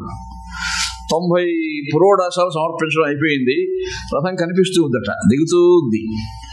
91 ఇంకా కిందికి దిగింది, 92 ఇంకా కిందికి దిగింది, 96, 97 వచ్చేసరికి నేల ఆనలేదు కానీ దిగుతూ ఉంది. ఆయనకు ఓపిక నశించింది. ఇంకేం బాగా అందుకునేట్టుగా ఉంది కదా అని ఆ 3 మొగలు పెట్టి మేము తర్వాత కూర్చున్నా అంట. అది ఆయన తిరస్కరించి వెళ్ళిపోయింది. అంటే మన వాళ్ళు కొంతమంది కార్యదక్షత లేకుండా చివరి వరకు పోరాడతారు కానీ చివరిలో వెనక్కి వచ్చేస్తారు. అటువంటి వాళ్ళ గురించి చెప్పిన కథ ఇది. ఈ త్రిశంకునికి అలా నేను యజ్ఞాగాదులు కాదు, ఎవరైనా చేయించిన దగ్గర నన్ను బొందితో స్వర్గానికి పంపించాలి. వశిష్ఠుడు తిరస్కరించాడు. ఇదేం ఆశయ, తప్పది. ఆస్థాన గురువుగా చెప్తున్నాను నీకు నేను. జ్ఞానం ఉండేవాడు ఇలాంటి కోరిక కోరుకోడు. శరీరంతో స్వర్గానికి వెళ్ళడం ఏమిటంటే తప్పది అని చెప్పాడు. ఆయన కుమారుడు ఉన్నారు, వశిష్ఠుని కుమారుడు. వాళ్ళని అడిగాడు, అయ్యా నాన్నగారు తిరస్కరించారు, మీరు వేదంగా పారంగతులు మహానుభావులే కదా, నన్ను కాస్త ఉద్ధరించండి అంటే ఆయనే తీసుకున్నప్పుడు మేమేం చేయగలమండి అని వాళ్ళు చేతుల పైకి ఎత్తారు. సరే, పైగా వశిష్ఠుడంతటి వాడు చెప్పినా కానీ ఇంకా ఈ కోరికపై మమకారం కలిగి ప్రయత్నించడం తప్పు, అందుకని మీరు చండాలు అయిపోదురుగా కానీ శపించారు వాళ్ళు. వశిష్ఠుని కుమారుడు చండాలుడైపోయాడు. ఆయన అంటే పరమ వికారంగా ఉంటాడు చూడడానికి. అలా పరిభ్రమిస్తూ తిరుగుతున్నాడు. పుష్కర క్షేత్రానికి వెళ్ళాడు. ఆ పుష్కర క్షేత్రంలో ఉన్నాడు అప్పుడు ఈయన ఆశ్రమం వేసుకొని విశ్వామిత్రుడు. అయ్యా నా గతి ఇలా అయిందని చెప్పుకున్నాడు. వశిష్ఠుడిపై స్పర్ధ ఉంది కదా ఆయనకి, నేను పంపిస్తాను మిమ్మల్ని స్వర్గానికి. ఆయన అనేకమైన యజ్ఞయాగాదులు చేయించి అనుగ్రహించాడు బొందితో స్వర్గానికి వెళ్ళేదిగా. అక్కడ దేవేంద్రుడు తిరస్కరించాడు. అలా రాకూడదండి, ఎవరైనా మిమ్మల్ని ఎవరు పంపించారు ఏమిటి? మా గురువు గారు విశ్వామిత్రుడు. తిరస్కరించాడు. వజ్రాయుధంతో కొట్టాడు, పోయి పడు అక్కడ ఆయన కాళ్ళ దగ్గర పడు అనేసి. అక్కడి నుంచి అర్చించాడు విశ్వామిత్రుడిని. మహోగ్ర దృష్టితో చూశాడట విశ్వామిత్రుడు. తన ఉగ్ర దృష్టిలో తన తపశక్తిని జ్ఞానాన్ని మిళితం చేసి, ఏమిటిది, నేను చేసిన కార్యానికే అది అప్రతిహతంగా ఉండాలి కానీ ఎదురు చెప్పేవాడు దేవేంద్రుడికి అంత శక్తి ఉందా అని అలా చూసేసరికి శ్రీమన్మోహన మోహనాకృతిగా తోచన్ దక్షిణ ఆకాశ వీధి మార్గంబున అంతలో ప్రవిరస తేజోనిధులు నూత్న తార మాల పరిదీప్త సప్తఋషి చక్రజ్యో నవాంబోధుని శ్రీమన్నందన పారిజాత తరురాజి ప్రౌఢ సంతానములు. వాడు కొంత దిగాడు, ఈయన ఉగ్రంగా చూచాడు. ఈయన ఉగ్ర దృష్టి ఇప్పుడు ప్రసరించిందో వాడికి దిగలేదు. అక్కడే మరొక స్వర్గం ఏర్పడిందట. అక్కడే మరొక స్వర్గం. ఆ స్వర్గంలో ఇప్పుడు ఆయన చండాలుడు వేషంలో లేడు, దేవేంద్రుడుగా ఉన్నాడు. ఆయనే దేవేంద్రుడు. అక్కడ ఆకాశకంగా ప్రవహిస్తూ ఉంది. అక్కడ కూడా అందరవనాలు వచ్చేసాయి పుట్టుకొని. అత్యంత ఆహ్లాదకరంగా ఉన్నాయి పరిసరాలు. త్రిశంకుడు, మహానుభావ, నేను ఉండదలుచుకుంది ఆ స్వర్గంలో, మరి ఇదే నా కోసం ప్రత్యేక స్వర్గాన్ని సృష్టించేశారే, ఇది కూడా బాగానే ఉంది కానీ వీలైతే అక్కడే ఉంటే బాగుంటుంది కదా స్వామి నేను అన్నాడు. అయ్యా, ఇదే నీకు మంచిది. అక్కడికి రాక్షసులు మాటి మాటికి దండెత్తి వస్తూ ఉంటారు, వాడిని కొడతా ఉంటారు దేవేంద్రుడిని. ఇక్కడ నీ జోడికి ఎవరు రాడు, నాకు భయపడి సురక్షితంగా ఉండు, సకల దేవభోగాలు అనుభవిస్తూ ఉండు అన్నాడు. అలా త్రిశంకు స్వర్గాన్ని సృష్టించి ఇచ్చినటువంటి తపస్సంపన్నుడు ఈ విశ్వామిత్ర మహర్షి. అంతేకాదు, అంబరీషుడు అనే మరొక చక్రవర్తి అనేక అశ్వమేధ యాగాలు చేస్తున్నాడు. 100 అశ్వమేధ యాగాలు చేస్తే దేవేంద్రుడు అయిపోతాడు. అందుకని దేవేంద్రుడు 100 అశ్వమేధ యాగాలు జరగనివ్వడు. మధ్యలో ఈ యజ్ఞాశ్వాన్ని అపహరించి తీసుకెళ్ళిపోయాడు ఆయన. యజ్ఞ పశువును కూడా తీసుకెళ్ళిపోయాడు. యజ్ఞంలో భరించే పశువు ఒకటి ఉంటుంది, ఆ పశువును కూడా తీసుకెళ్ళిపోయాడు. ఏం చేయాలి? అరే చెప్పాడు, అయ్యా యజ్ఞ పశువుని కూడా తీసుకెళ్ళిపోయాడు కాబట్టి ఎక్కడైనా మనం ఒక మానవుణ్ణి తీసుకొచ్చి బలి ఇవ్వాలి యజ్ఞ పశువుగా, నరుణ్ణి. అటువంటి వాడు ఎవరైనా దొరుకుతాడో మీకు చూడండి అన్నాడు. ఆ చక్రవర్తి పాపం లోకమంతా వెతుకుతున్నాడు, పోయి 1,00,000 ఆవులు ఇస్తానండి, నాకు ఎవరినో ఒక మనిషిని ఇవ్వండి. ఎవరు పోతారు? రుచీకుడు అనే మహర్షి ఆశ్రమానికి వెళ్ళాడు. ఆయన 3 కుమారులు. ముగ్గురు కుమారులు ఉన్నారు కదా మహర్షి, 1,00,000 గోవులు ఇస్తాను, ఒక అబ్బాయిని మాతో కూడా వచ్చేసేయండి ఇలా, ఇది కార్యక్రమం అంటాడు. నాకు పెద్దవాడంటే వాత్సల్యం ఎక్కువడండి, వాడిని ఇవ్వలేను అంటాడు. తల్లి వచ్చి, అయ్యో కడగొట్టు తనయుడు, చిన్న బిడ్డ అమాయకుడు, వాడిని నేను పంపించలేను అంటుంది. మరి మధ్యలో వాడి మాట ఏమిటి? వాడి గురించి ఏం చెప్పరు.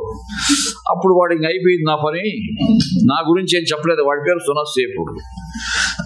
సరే నన్ను ఇచ్చేసినట్టే కదా అని ఆయనతో కూడా వస్తాడు వాడు. ఆయన వెళుతూ మార్గ మధ్యలో పుష్కర క్షేత్రంలో ఆగి విశ్రాంతి తీసుకొని పోవాలంటే అక్కడ విశ్వామిత్రుడు ఉంటాడు. ఆ విశ్వామిత్రుడు మేనమా అవుతాడు వాడికి, అది వరుస. ఏమైనా ఎక్కడున్నావంటే నా బావగారు నా గతి ఎట్ట అయిపోయింది అన్నాడు. అప్పుడు వాడిని రక్షించాలనుకున్నాడు. వాడికి 2 దివ్య మంత్రాలు ఉపదేశించాడట.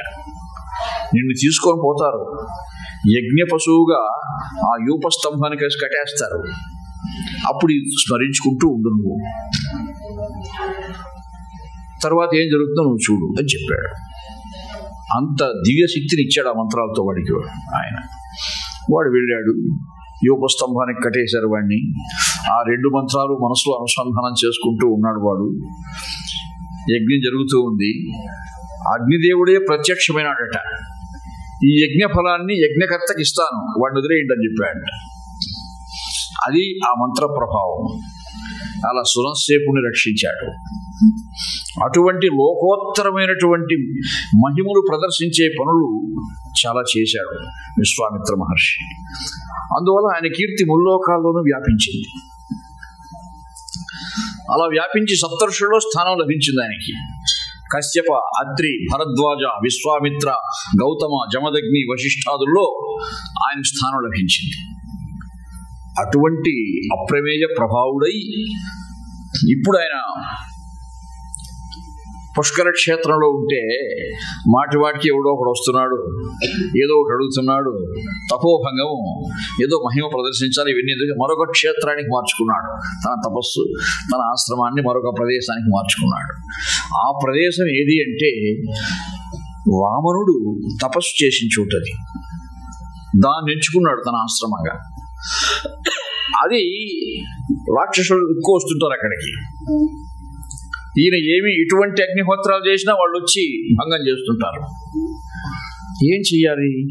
తాను ఇప్పుడు పూర్వాశ్రమంలో క్షత్రియుడు కాదు, సమస్త అస్త్రశస్త్రాలు ఉన్నాయి కానీ వాటిపై ప్రయోగించి మళ్ళీ బ్రహ్మర్షి పదవి నుంచి క్షత్రియత్వానికి పోవాలంటే అది కుదరదు. ఎలా ఈ రాక్షసుల్ని ఎలా శిక్షించాలి ఆలోచించాడు.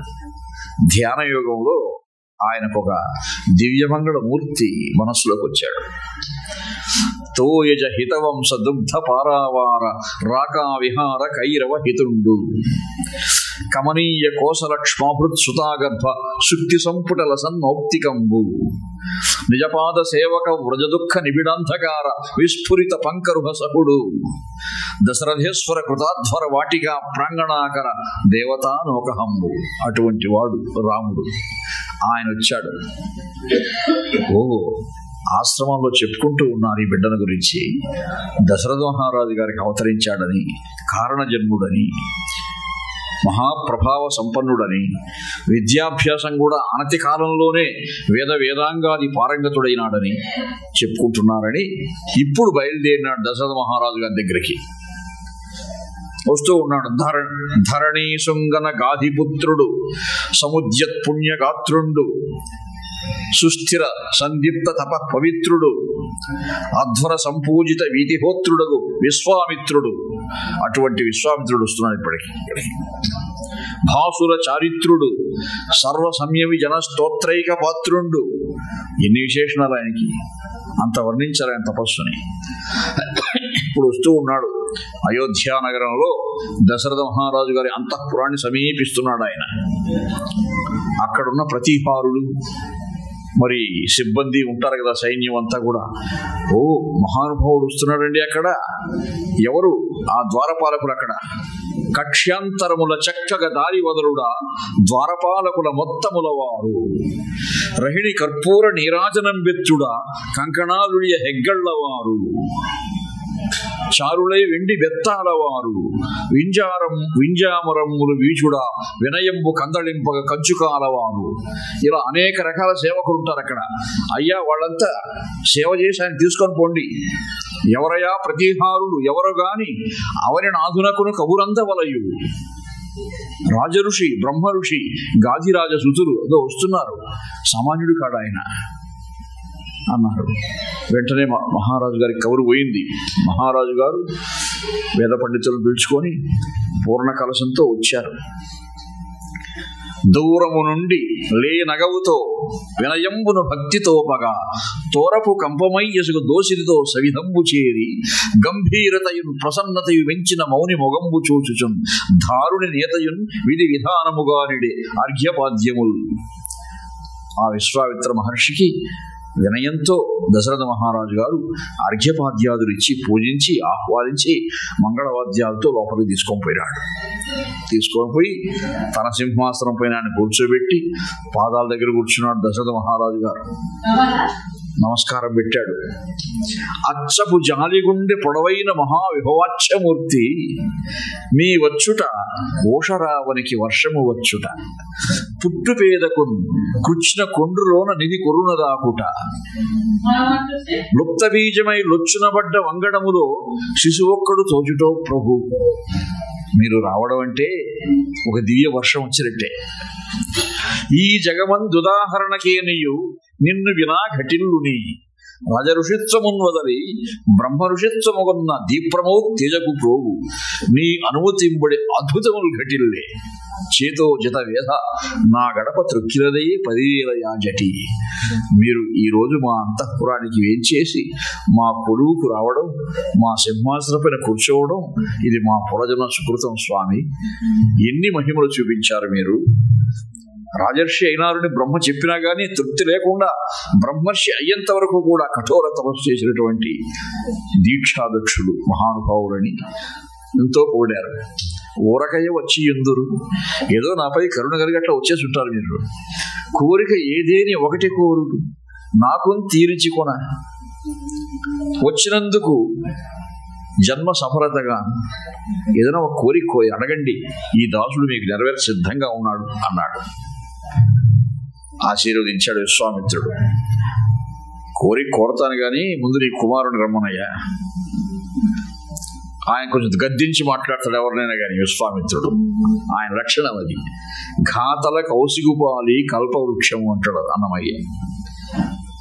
గౌతమ భార్యాపాలిటి కామధేను వితడు, ఘాతల కౌశికుపాలి కల్పవృక్షము, సీతాదేవి పాలి చింతామణి ఈతడు, ఈతడు దాసులకెల్ల ఇహపర దైవము, రామచంద్రుడితడు రఘువీరుడు, కామిత ఫలములీయగలిగే ఇందరికి అని రామాయణంలో ఒక్కొక్క పాత్రతో ఉండే అనుబంధం చెబుతూ అన్నమయ్య ఘాతల కౌశికుపాలి కల్పవృక్షం అంటే ఘాత ఏది మాట్లాడినా కానీ గద్దించి మాట్లాడడం, గంభీరంగా మాట్లాడడం.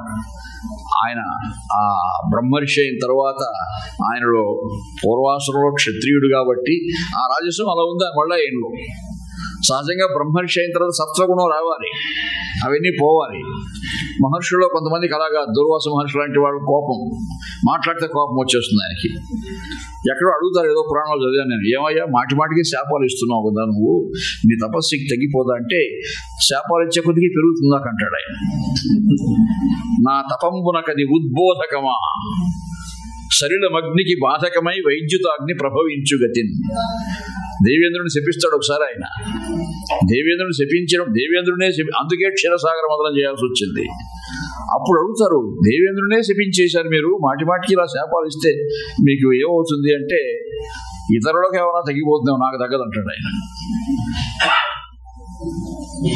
కొంతమంది ధోరణి. ఈ విశ్వామిత్రుడు ఘాతల అలా గంభీరంగా అడిగాడు, పాపం ఎన్నేళ్లకో పడయజాలవు సంతు, దశరథ మహారాజా నీ అదృష్టంగా చాలా కాలం నీకు సంతానం లేదు, తుదకేమో రక్తపు తునుకలు కలిగిరి, ఏ మునియాశ్రమం వేగిన నీ కుమారుని గూర్చియే చెప్పుకొనుచునుందురు, పసివాని పొగడుట పాడిగాదైనను ఎంతని నీ భాగ్యమేమి చెప్ప, నువ్వు చాలా భాగ్యశాలి అయ్యా, పిలిపించి నీ కుమారుడిని చూడాలన్నాడు.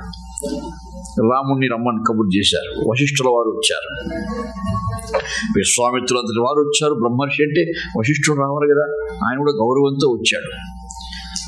రాముడు వస్తే వెంటనే లక్ష్మణుడు కూడా వస్తాడు. రామలక్ష్మణుడు వచ్చారు అక్కడికి. వశిష్ఠుడే చెప్పాడు, నాయన బ్రహ్మర్షులు మహానుభావులు, వారికి పాదాభివందనం చేయండి అని. రాముడు వెళ్ళి రాముడు నమస్కరించుచు ఆ ముని పాదములు తాకినంతటన తను రోమాంధువు ఆనంద శ్రీమత్ పులకాంబు భంగ ధృతి ముని పొంగెన్.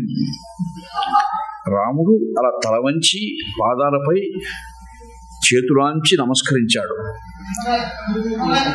అలా ఉంటే గంభీరంగా కూర్చున్నాడు మహర్షి. పులకించాడట ఒకసారి. రాముని స్పర్శ తగిలే తిరిగి పాదాలకి పులకాంకురములు వచ్చాయట. ఒక క్షణం పైన తట్టుకోలేక ఇంక లేనాయన అన్నాడట. ఆయన భగవంతుడు కదండి, వినయం కోసం మొక్కాడు తప్ప యోగీశ్వరేశ్వరుడైనటువంటి పరమాత్మ కదా ఆయన. అప్పుడు నిల్చున్నాడు రాముడు ఎదురుగా. గాధేయు చూపులు కమలపత్రాభిరామములైన రామునేత్రముల కలయు. రాముని కన్నులు పెట్టి చూశాడట గంభీరంగా. అప్పుడు కూడా ఒక క్షణం పైన చూడలేకపోయాడట. వైబ్రేషన్ అంటాం కదా, పరమాత్మ యొక్క చూపులంటే ఏం సామాన్యమా? తిరుమల వెంకటేశ్వర స్వామి దర్శనానికి మనం పోతే చెప్పుకుంటుంటారు అజ్ఞానంతో, మేము పెద్ద సిఫారసుతో పోయినామండి, అక్కడ నిల్చోబెట్టేశారు మమ్మల్ని, 10 నిమిషాలు చూసామంటే ఆయన చూడొద్దా? ఈయన చూస్తూ ఉంటే సరిపోతుందా? ఆయన చూడాలి కదా. ఆయన పట్టించుకోబెట్ట వాళ్ళని. ఎక్కడో ధ్యాసలో ఉంటాడు పరమాత్మ. వీళ్ళు ఎంత సిఫారసు, ఆయన మనసులో ఆయనకి విఐపీలు వేరే, లోక దృష్టిలో విఐపీలు వేరే. ద్వాపరయుగంలో ఏం జరిగింది? శ్రీకృష్ణ భగవానుని సహాయం కోసం దుర్యోధనుడు వెళ్ళాడు, ముందు వెళ్ళాడు వాడు, అర్జునుడు వెళ్ళాడు. వాళ్ళిద్దరు విఐపి. ఎవరు? మహారాజు ఆయనే విఐపి. వీడికి అప్పుడు రాజ్యం కూడా లేదు, ఏమీ లేదు, నిరాశ్రయుడిగా ఉన్నాడు అర్జునుడు అప్పుడు. కానీ వాడు సరే పాదాల దగ్గర కూర్చున్నాడు. ఎవరికి ముందు ప్రసన్నమైనాడు? అర్జునుడికి ప్రసన్నమైనాడు. అలా పరమాత్మ దృష్టిలో విఐపీలు అంటే కుచేరుడు, అటువంటి ప్రహ్లాద, నారద, పరాశర, పుండరీక, వ్యాస, అంబరీష అలాంటి వాళ్ళు. అంతేగాని ఇక్కడ వీళ్ళకి లోకంలో పెద్ద మేము మినిస్టర్లు ఉంటే వీళ్ళు అక్కడ విఐపీలు అంటే చల్లదు, ఆయన దగ్గర చల్లదు. ఇప్పుడు ఈ విశ్వామిత్రుడు ఎంత బ్రహ్మర్షి అయినా ఒక క్షణం 2 క్షణాల మించి ఆయన కన్నులో చూడలేకపోయాడు. గాధేయు చూపులు కమలపత్రాభిరామములైన రామునేత్రముల కలిగి, గాధేయు కన్నులు కదలి వశిష్ఠుల స్థిమిత నేత్రములను చేరబో. వెంటనే కన్నులు తిప్పుకొని వశిష్ఠుడిని చూసి నవ్వాడట. వశిష్ఠుడు కూడా చిరునవ్వు నవ్వాడట. మహానుభావ, ఈ అనుభవాలు మాకు సామాన్యమే రోజు ఇక్కడ అని వాళ్ళు సైగలతోనే మాట్లాడుకున్నారు. గాధేయు కన్నులు కమనీయ రామమేఘమైన శంపాభ కాంతులుడి. ఒకసారి ఆపాదమస్తకం చూచాట రాముణ్ణి, పాదాల దగ్గర నుంచి ఆయన శీర్షం వరకు ఆపాదమస్తకం దర్శించాట విశ్వామిత్రుడు. అలా చూడడం కూడా ఎక్కువసేపు చూడలేకపోయాడట. గాధేయు కన్నులు కదలి వశిష్ఠ శంపాలోచన ఐక్య భావం బూనందు. మళ్ళీ వశిష్ఠుడు చూశాడట. ఆయన మళ్ళీ ఒక చిరునవ్వు నవ్వాడు. రామచంద్రుని మధుర దర్శనములోన ఇరువురు ఋషీశ్వరులను బ్రహ్మ ఋషిత గాదిసుతనకు వశిష్ఠుడు ఇచ్చిన శుభ సమయము కంటే అధిక సౌహార్దులైరి. వశిష్ఠ మహర్షి స్వయంగా వచ్చి మీరు బ్రహ్మర్షి అయినారు అని చెప్పినప్పుడు ఎంత పులకించి ఆనందించాడో విశ్వామిత్రుడు అంతకంటే ఇప్పుడు ఆనందించాడు. పరమాత్మ సన్నిధి, ఆయన పరమాత్మ ఏదో లీలాగృహీత శరీరుడై అలా ఉన్నాడు కానీ రాకుమారుడుగా ఆయన పరమాత్మ అని ఆ బ్రహ్మర్షికి అర్థమైపోయింది. ఆయన దర్శించగలిగాను. లోకం దృష్టిలో ఆయన బాలుడుగా నా పాదాలకు నమస్కారం పెట్టాడు కానీ మానసికంగా నేను ఆ పదపద్మాన్ని ఆశ్రయించేశాను మనస్సులో అనుకున్నాడు. అప్పుడు చెప్పాడు తన కోరిక. అయ్యా, నేను ఒక మహాయజ్ఞం చేస్తున్నాను లోక కళ్యాణం కోసమే, నీ దేశం యొక్క సౌభాగ్యం కోసమే. కాబట్టి ఆ యజ్ఞానికి మాటి మాటికి రాక్షసులు యజ్ఞం కలిగిస్తున్నారు. ఆ రాక్షసులను శిక్షించే శక్తి ఒక్క శ్రీరామచంద్రునికే ఉన్నది, నాతో పంపించు అన్నాడు. దశరథ మహారాజు అదిరిపోయాడు. ఓన షోడశ వర్షోమే రామో రాజీవలోచన. రాముడేమిటి, రాక్షసులతో యుద్ధం ఏమిటి స్వామి? ఏదన్నా ఒక కోరమనందుకు ఈ విధంగా కోరితే ఏం చేయగలడి ఈ పేద? రాముడే నాకు స్నానమగు, రాముడే నాకు జపంబు ధ్యానము, రాముడి ఎల్ల నా బ్రతుకు, రాముడు నన్నును కన్న తండ్రి. ఈ రాము వినా నిమేషమౌరా మనజాలను కాదయేమి, ఈ రాముని వీడి ఈ అఖిలరాజ్యము గాదిసుత ఆగ్రహింపవే. మహానుభావ, ఈ సమస్త సామ్రాజ్యాన్ని మీ పాదాక్రాంతం చేస్తాను, అంతేగాని రాముణ్ణి మాత్రం నేను పంపించలేను. అటువంటి వాడు ఆ కర్కసుల రాక్షసులతో యుద్ధం చేస్తాడా? ఏదో విద్యలు నేర్చుకున్నాడు కానీ రావణ చోదిత ప్రబల రాక్షసులు, ఈక్షణ భీకరాకృతులు, దేవగణోగ్ర యుద్ధముల తేరిన వీరుడు, ఉదగ్రుడైన మాయావులు, కామరూపులు, భయంకర కోపులు, లోక భైరవారావులు, ఉదగ్ర విగ్రహ కర విషదక్రమ విక్రమక్రములు, అటువంటి వార రాక్షసులు. అవునే వచ్చద యజ్ఞ రక్షణకు, నా అక్షౌహిణి పూర్ణమో సేనం తెచ్చదా, నా సైన్యంతో సహా నేను వస్తాను పోదండి అన్నాడు. నువ్వు వచ్చి ఏం చేస్తావయ్యా, ఇది నీ వల్ల ఏ పని కాదు. ఏ రాముడంటే నీ బిడ్డ అనుకుంటున్నావా? ఆయన బలపరాక్రమాల పట్ల నీకు అవగాహన లేకుండా ఉంది. మరి వశిష్ఠుడిని చూచి, ఏమండి ఆస్థాన గురువులై ఇంకా ఎలాగే పెట్టారు మీ శిష్యుడిని, ఇదే ఇంకా జ్ఞానోదయం కాలేదే అన్నాడు. దశరథ మహారాజు గారిని పక్కకు పిలిచాడు వశిష్ఠుడు. అయ్యా, ఆయన సామాన్యుడు కాడు. భృశాశ్వుడు అనే మహర్షి దగ్గర సకల శస్త్రాలు నేర్చుకున్నటువంటి వాడు విశ్వామిత్రుడు. అవన్నీ రామునికి చెప్తాడు ఆయన, ఆ విద్యలన్నీ. రాముని బలాన్ని గురించి మీకు అవగాహన లేదు, నేను చెప్తున్నాను కదా, మీరు ఏమాత్రం సంకోచించకుండా ఆయనతో కూడా పంపించండి అన్నాడు. అప్పటికీ దశరథుడి గురువు గారు చెప్తూ ఉన్నాడే, పసివాడే పసివాడు రాఘవుడు, నా ప్రాణంబుగా ఈ ఇసువున్గాంచగబడ్డ కష్టములు తండ్రి విస్మృతించందలేను అసలు ఈ నాటికి. ఎంత కష్టపడి ఎన్నేళ్లు వేచి ఎన్ని యజ్ఞాగాదులు చేసి ఈ బిడ్డ నాకు బిడ్డైనాడు. ఆ బిడ్డను రాక్షసుల పాలు చేయాలను చెప్తున్నారు ఈ గురువు గారు కూడా. సరే, వశిష్ఠుడు చెప్తే కాదనేది లేదు కదా, అలాగే భారంగా ఒప్పుకున్నాడు. రాముడు లక్ష్మణుడు అన్న వెంటే ఇరువురు శుశ్రూషాపరులై రఘుద్వహులు తేజోరాశి గాధేయుని ధీ శ్రేయోనిధులై భజించిరి ప్రపత్తిన్ మువ్వురున్ రాత్రియున్ రాన్ శ్రీవాస సువాసనాముహురు దౌర్వాసయ్యలన్ నిద్రుతులు విశ్రాంతింగనిరి అవ్విభావర్యుదన్పెన్ వారి దివ్యాకృతిని. రాముడు లక్ష్మణుడు శుశ్రూషాపరులై విశ్వామిత్ర మహర్షి వెంట నడిచారు. అలా నడిచి వెళ్ళి కీకారణ్యాల్లో నడిచిపోతూ సాయంత్రానికి ఒక ప్రదేశం చేరుకున్నారు. అక్కడ దర్భశయనం ఏర్పాటు చేసి ఆ దర్భలపై వస్త్రాన్ని పరిచి విశ్వామిత్ర మహర్షి శయ్యాసనం ఏర్పాటు చేశాడు రామునికి లక్ష్మణునికి. ఆ రాత్రి అక్కడ విశ్రాంతింగనిరి అవ్విభావర్యుదన్పెన్. రాత్రి నిద్రకు ఉపక్రమిస్తూ రాముడు లక్ష్మణుడు కూర్చొని అనుకున్నారట, లక్ష్మణ, అంతఃపురం నుంచి ప్రప్రథమంగా అరణ్యంలోకి వచ్చాం ఇప్పుడు మనం ఈ మహర్షి యొక్క అనుగ్రహంతో. కానీ అరణ్యం, ప్రకృతి, సెలయేళ్ళు ఇవన్నీ ఎంత మనోజ్ఞంగా ఉందయ్యా అని ఆ ప్రకృతి ఆరాధనలో ఆ పరవశాన్ని పొందుతూ నిద్రపోయారట. వాళ్ళు బ్రాహ్మీ ముహూర్తం వచ్చింది. ఏ క్షణంలో వాల్మీకి మహర్షి ఆ శ్లోకం రాశాడో గాని విశ్వామిత్ర మహర్షి మేల్కొల్పినాడు. కౌసల్యా సుప్రజారామ పూర్వా సంధ్యా ప్రవర్తతే ఉత్తిష్ట నరశార్దూల కర్తవ్యం దైవమాహ్నికం. ఆయన మేలుకొలుపు శ్లోకం అది. ఆ శ్లోకాన్ని ఏ క్షణంలో రాశాడో మహర్షి ప్రతి క్షేత్రంలో, ప్రతి భక్తుని ఆస్య గహ్వరంలో అది ఇప్పటికీ ప్రతిధ్వనిస్తూ ఉంది. మేల్కొన్నారు, కాలకృత్యాలు తీర్చుకున్నారు. మళ్ళా గురువు గారు వెంట పోతూ ఉన్నారండి. గురువు గారు వెంట పోతూ ఉంటే కొంత దూరం పోయేసరికి ఒక భయంకర అట్టహాసం శబ్దం వినిపించింది. ఏమిటి శబ్దం అని నలుగురు దిక్కులు కలయి చూశాడు రాముడు. ఏదో పెద్ద రాక్షసి వస్తూ ఉంది.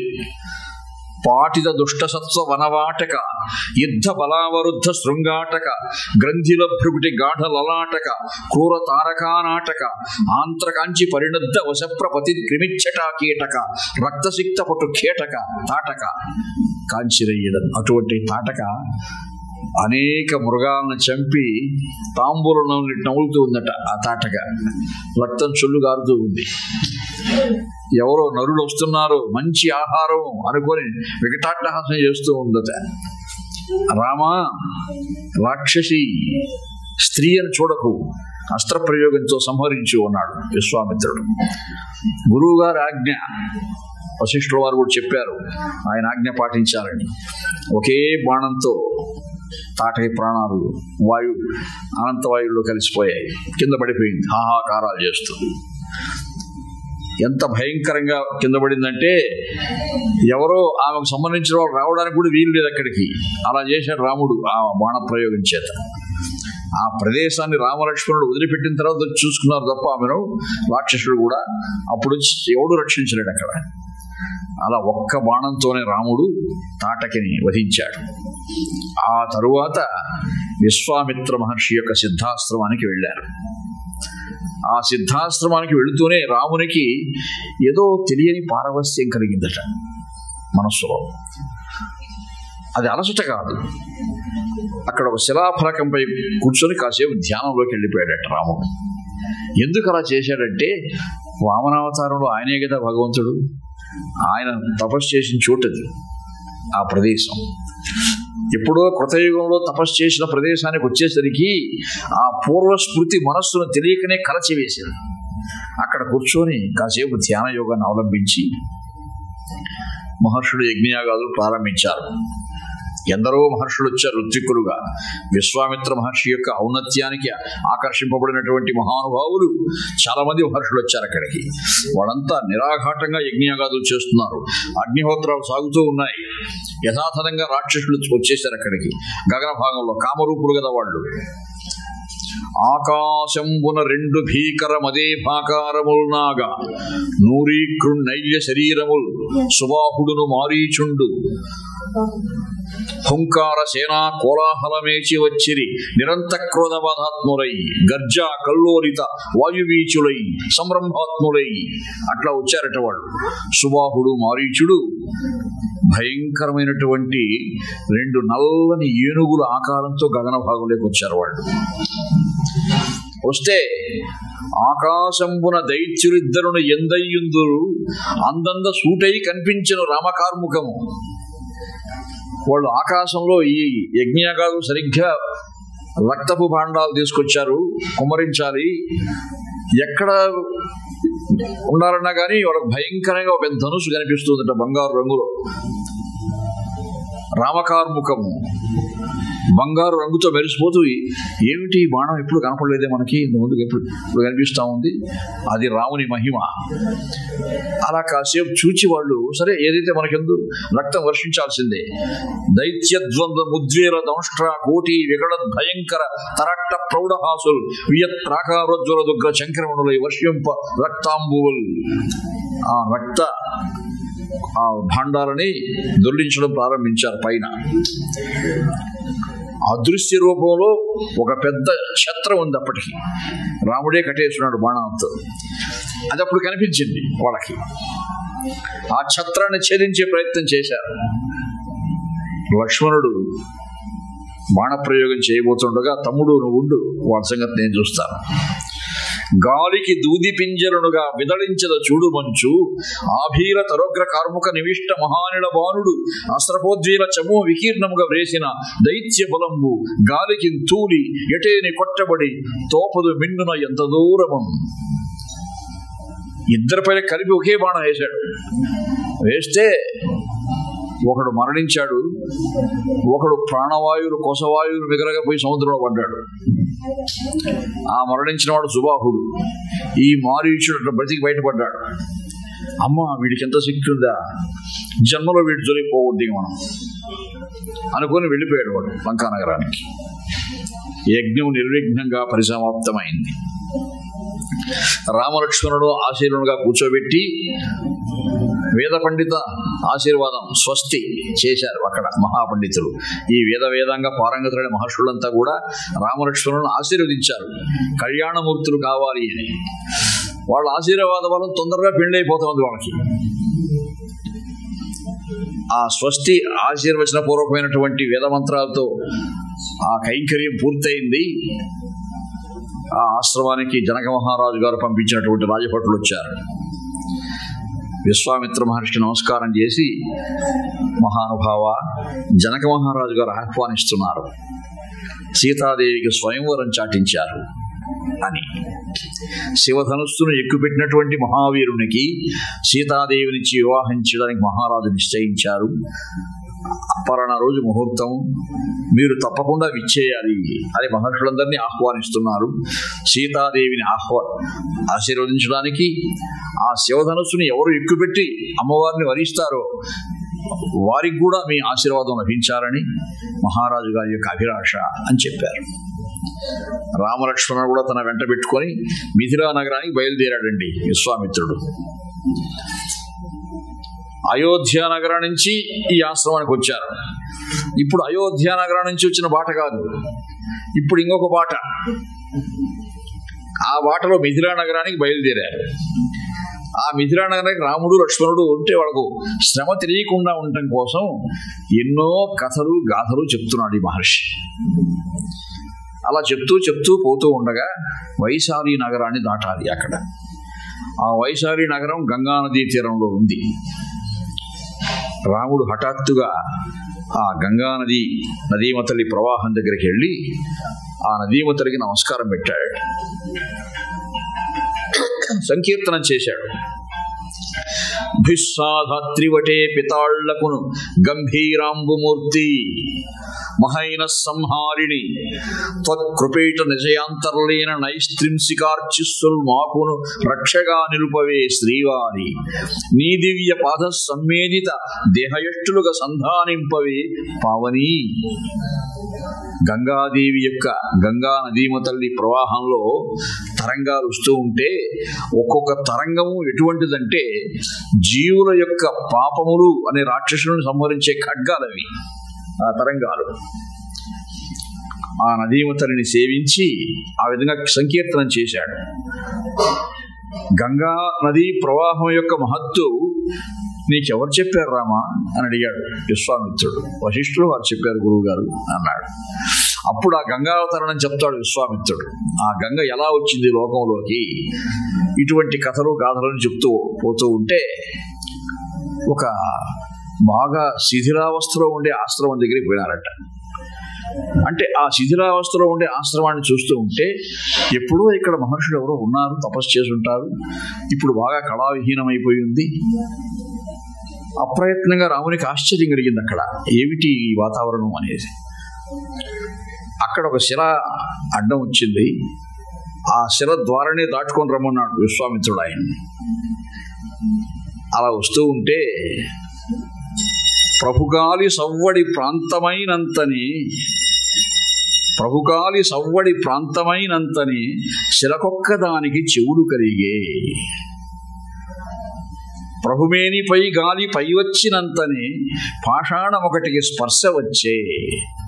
ప్రభుమేని నెత్తావి పరిమళించినతోన అస్మంబు ఘ్రాణేంద్రియంబు చెందే. ప్రభునీల రత్న తోరణ మంజురాపాంగంబు కనవచ్చి రాతికి కనులు కలిగే.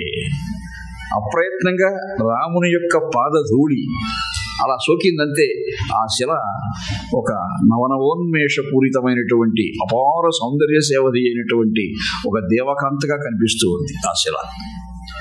ఆమె అహల్య. శాపం చేత అలా అయింది. ఎంతో కాలం శిలారూపంలో ఉండిపోయి చైతన్యం కోల్పోయి జడత్వంతోనే ఉండిపోయినటువంటి ఆ తల్లి హఠాత్తుగా ఒక్కసారి మహా చైతన్యపూరితమైనటువంటి అంగాంగ సౌష్ఠవంతో అలా వచ్చేసరికి ఎదురుగా చూస్తే ఎవరున్నారు? దేవదేవుడు ఉన్నాడు. స్మితవక్త్రం పద్మనేత్రం శ్రీవత్సాంకిత వక్షసం లక్ష్మణేన సమన్వితం శ్రీరామచంద్ర ప్రభుం. శ్రీరామచంద్రుడు లక్ష్మణ సహితుడై ఉన్నాడు. ఈ దేవదేవుని యొక్క పాదధూళి మహత్వంతోనే నాకు ఈ జడత్వం పోయి ఈ చైతన్యం కలిగింది అని ఆ పదపద్మాకు నమస్కరించిందట. స్పృశించి అర్చించబోతే రాముడు వెనక్కి జరిగాడు. యత్పాద పంకజ పరాగ పవిత్రగాత్ర భాగీరథీ భవ విరించి ముఖాన్ పునాతి కిం వర్ణ్యతే మమ పురాకృత భాగధేయం సాక్షాత్ సయేవ మమ దృగ్విషయో యథాస్తే. ఏ దేవదేవుని పాద పద్మముల నుండి గంగ ఉద్భవించిందో విష్ణుపది గంగ, అటువంటి పదపద్మముల యొక్క ధూళి చేత నాకు ఈ మహాచైతాన్ని ప్రసాదించినటువంటి దేవదేవుడు సాక్షాత్ సయేవ ఇక్కడే ఉన్నాడా, నాకు ఇప్పుడు సాక్షాత్కరిస్తున్నాడా. నమస్తే పురుషాధ్యక్ష, నమస్తే భక్తవత్సల సంకీర్తన చేసింది ఆ తల్లి. రాముడు అలా చేతులు పెట్టాడు తప్ప అవన్నీ నేనేదో ఒక బాలుణ్ణి ఎంతగా ప్రశంసించాలా అన్నట్టున్నాడు. విశ్వామిత్రుడు సంతోషించాడు. అయ్యా, ఒక కార్యకారణ సంబంధంతోనే మనం ఈ దారిలో వచ్చాం. నాకు తెలుసు నీ పాదధూళితో ఈ తల్లికి శాప విమోచనం కలుగుతుంది అని. గౌతమ మహర్షుల వారు ఏం చేశారు అక్కడికి? గౌతమ మహర్షుల వారు ఈ అహల్య బ్రహ్మమానస పుత్రిక. బ్రహ్మ సృష్టించినప్పుడే ఆమెను అంత తళతళాయమానమైనటువంటి మహా సౌందర్య రాశిగా సృష్టించాడు. మరి ఆమెను ఎవరికిచ్చి పెళ్లి చేయాలి? నారద మహర్షి ప్రేరణతో గౌతమునికిచ్చి పెళ్లి చేశారు. అప్పటి గౌతముని ఇంకా వివాహం కాలేదు. గౌతముడు మహానుభావుడు. మొదట్లో చెప్పుకున్నాం ఆయన్ని. సప్తర్షుడు వచ్చి రామాయణం చెప్పిన శ్లోకంలో సుందరకాండ ఆయన చెప్తాడు. అంత దీక్షాదక్షుడు ఆయన. ఇప్పుడు ఆ గౌతముడు వచ్చాడు అక్కడికి. కానీ బ్రహ్మమానస పుత్రిగా ఆమెను సృష్టించినప్పుడు బ్రహ్మ ఆమె సౌందర్యానికి ముగ్ధుడై దేవేంద్రుడు వరించాడు ఆమెను. కానీ దేవేంద్రుడికి ఆమె దక్కలేదు. వాడు మోసంతో వచ్చి వాడికి శాపం ఇచ్చాడు మహర్షి. దేవేంద్రుడు అంతటి వాడేమిటి, ఎంత ఆచార భ్రష్టుడై ప్రవర్తించడం ఏమిటి? అదలా ఉండగా ఇప్పుడు మహర్షి గౌతముడు ఆనందించాడు. అంటే ఆమెలో ఉన్న ఆ పాప పంకిరం తొలగిపోయింది, మాలిన్యం తొలగిపోయింది. పరమ పవిత్రమైనటువంటి ఆ భగవంతుని యొక్క పాదపద్మాలు సోకి ఇప్పుడు ఆమె ప్రకాశిస్తూ ఉంది. కాబట్టి ఆ దంపతులు మళ్ళీ పుణ్య దంపతులై ఆశ్రమవాసం ప్రారంభించారు. వాళ్ళ ఆతిథ్యం తీసుకున్నారు. అహల్యాదేవి ఇప్పుడు ఎక్కడికి పోతున్నారు వీళ్ళు? జనక మహారాజు గారి యొక్క కొడుకు వెళ్తున్నారు వీళ్ళు. అక్కడ శతానందుడు అనే మహర్షి ఉన్నాడు. అక్కడ ఆస్థాన పురోహితుడు. ఆ శతానందుడు వీళ్ళ బిడ్డ. ఈ గౌతమ మహర్షికి అహల్యకు పుట్టిన బిడ్డ. అహల్య చెప్పిందట, నాయన అక్కడను శతానందుడుండు, నీవు నా బిడ్డ ఒకట వానికి నీ చెప్పుమా, నీవు నా తండ్రి ఒకట వానికి నీ చెప్పుమా, నీవు నా దైవమొకట వానికి నీ చెప్పుమా, నీ పవిత్ర పాదపద్మములతో నాకు శాపం విముక్తి కలిగిందని ఆ బిడ్డకు చెప్పు నాయన. నా బిడ్డ ఉన్నాడు అక్కడ. తల్లికి వాత్సల్యం కదా. అలాగే తల్లి, తప్పకుండా చెప్తాం. తర్వాత వాళ్ళ దగ్గర సెలవు తీసుకొని మిథిలా నగరంలోకి వెళ్ళారండి. విశ్వామిత్ర మహర్షి వస్తున్నారంటే అయోధ్య నగరాధీశులు దశరథ మహారాజు గారే ఎంతో కోలాహలంగా స్వాగతం ఏర్పాటు చేశాడు కదా. ఇంకా జనక మహారాజు గారు కూడా అంతకంటే కోలాహలంగా వాళ్ళకు స్వాగతాలు ఏర్పాటు చేసి అంతఃపురాన్ని తీసుకుపోయినారు. అంతవరకు జనక మహారాజు గారు వీళ్ళు వస్తారనుకోలేదు. మీతో కూడా వచ్చిన ఈ బిడ్డలు ఎవరు స్వామి అని అడిగాడు జనక మహారాజు ఆ రామలక్ష్మణుని చూసి. వీరు విదేహరాజ మిథిలా వృద్ధశ్రవ యాజ్ఞవల్క్య అరుణోజ్వల శిష్యత జలధి బ్రహ్మజ్ఞాని శిరధ్వజ, ఈ రాజన్య కుమారులు దొరికినారే చోటనో నాకు, నా తోర నేనొక చోట వెంద్రిగి చూతను వీరు కనిపించగలను. ఆ జనక మహారాజు కుతూహలం కొద్దీ అడిగాడు. శ్రీ వక్షస్థలమందు డిగ్గినగతిని చెల్వొంది గాఢోరసుండు ఆవిర్భావము చెందియున్న ధరణీ నాకావన స్ఫూర్తిమద్గ్రీవా బాహు ముఖాభిరాముడు ధరస్మీ స్మేర రేఖ జగత్ భావాకర్షణశీరుడి ఒటు శోభారాశి ఎవ్వండయ్యా. సువిశాల వక్షస్థలుడు, ఆజానుబాహుడు, మహాసౌందర్యమూర్తి అని వర్ణించాడు జనకుడు ఆ రాముణ్ణి. ఇంత దివ్య లక్షణాలు కలిగినటువంటి ఈ బిడ్డ ఎవరు అని అడిగాడు. దానికి అన్న ఎవరిని గద్దించి కదా మాట్లాడతాడినా. ఏమిటయ్యా, యాజ్ఞవల్క్యాది మహర్షులకే సందేహాలు తీర్చినటువంటి జ్ఞాన సంపన్నుడు కదా నువ్వు, మహర్షులకే సందేహాలు వస్తే చెప్పేవాడు కదా నువ్వు, ఆ మాత్రం చూసి గ్రహించలేవా? వాళ్ళు ఎవరో చెప్పాలా నేను నీకు?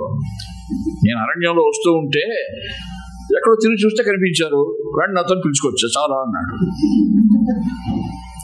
అంటే నువ్వు తెలుసుకోలేవా అనే గద్దింపు అనమాట.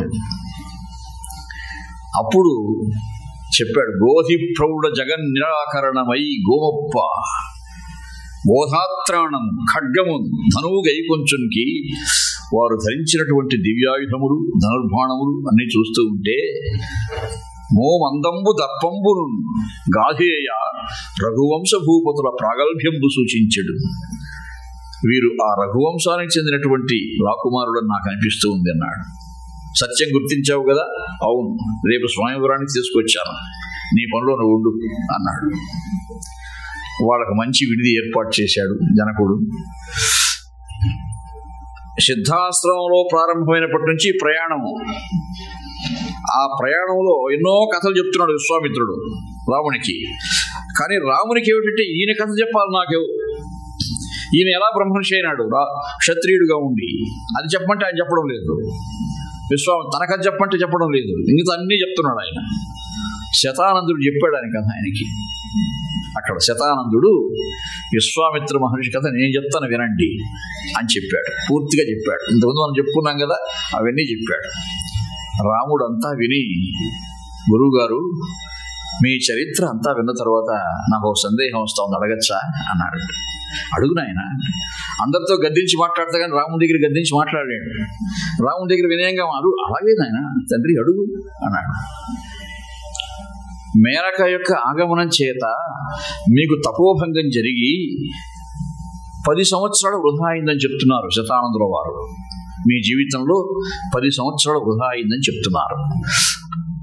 ఆ తపోభంగం అలా జరగకపోయి ఉంటే, మీరు మేనక వసుడు కాకుండా పోయి ఉంటే 10 ఏళ్ల ముందు బ్రహ్మర్షి అయి ఉంటారు కదా.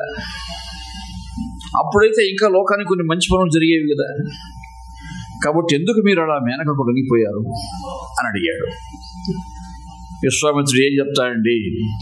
అడిగేవాడు భగవంతుడు. లేచి రాముని వక్షస్థలం తడిని చూశాడట ఒకసారి. నేను సందేహం అడిగితే నా వక్షస్థలం తడిని చూస్తాడేమిటి గురువు గారు? శ్రీసతి ఫుల్ల గల్ల సరసీరు కుంకుమ పత్రభంగ విన్యాసిత రమ్యవక్ష రఘునాయక బాలక రామచంద్ర. స్వామి, రాముడంటే ఏమిటి? శ్రీమన్నారాయణుని యొక్క అవతారం. కానీ నీకు ఈ అవతారంలో నీవు అవతారమూర్తివనే స్పృహ లేకుండా పోయి ఉండొచ్చుగాక, కానీ నువ్వు అవతారమూర్తివే.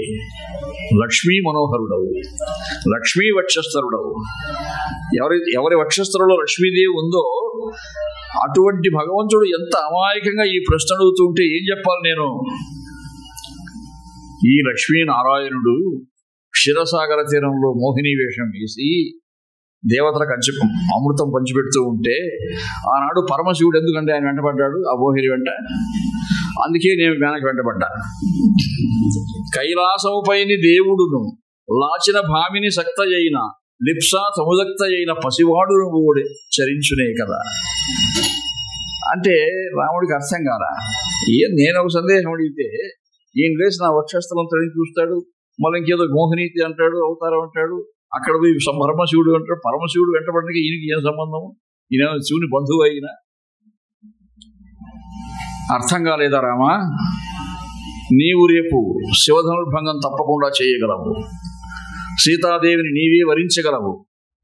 అయోధ్యానగరంలో సీతారాములు కాపురం చేయడం గృహస్థాశ్రమం ప్రారంభిస్తే ఒక 3 మాసాలు అయిన తర్వాత అప్పుడు వస్తా మీ ఇంటికి.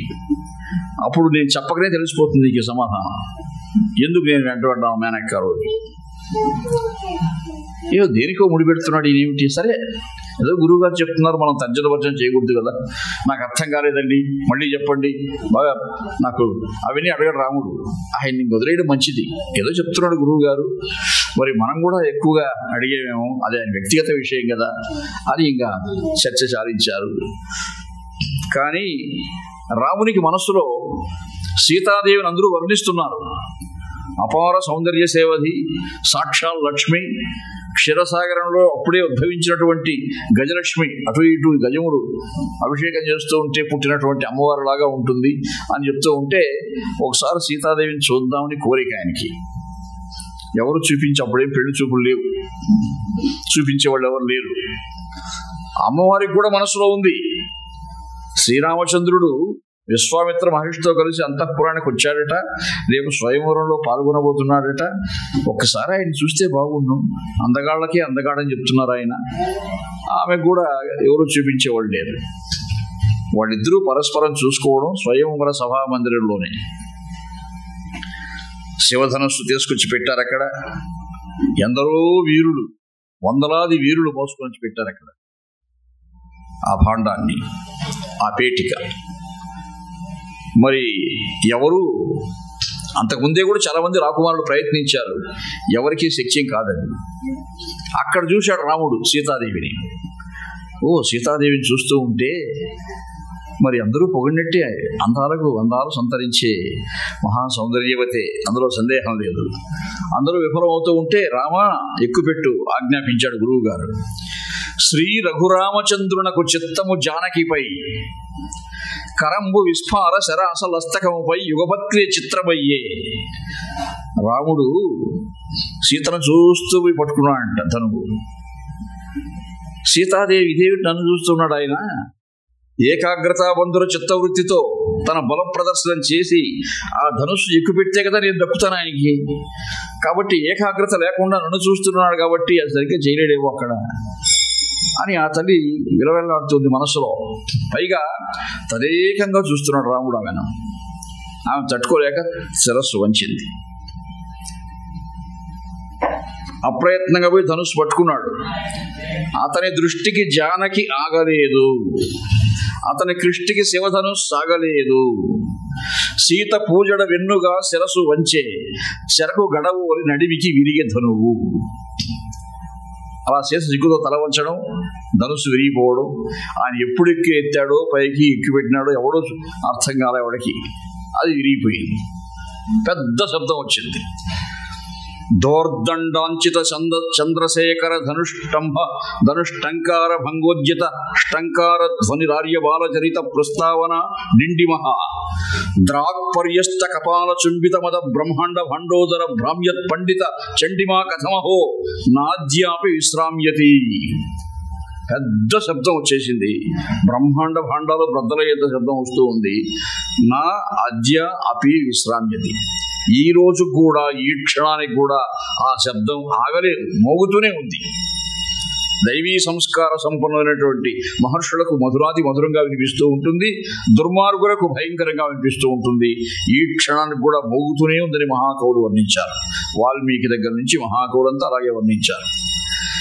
నిష్ఠావర్షదమోఘ మేఘ పటలి నిర్గచ్చదుద్యోదిత స్పేష్ఠేరమ్మద మాలికా పదయుగ జృంభన్ మహాఘోర వంహిష్ట స్ఫూర్జదుషండ గుర్ఘోర రవాహీన క్రియా ప్రౌఢి ద్రాగిష్టంబై ఒక రావమంతట యసంగ్యన్ చిన్న చాపంబునన్.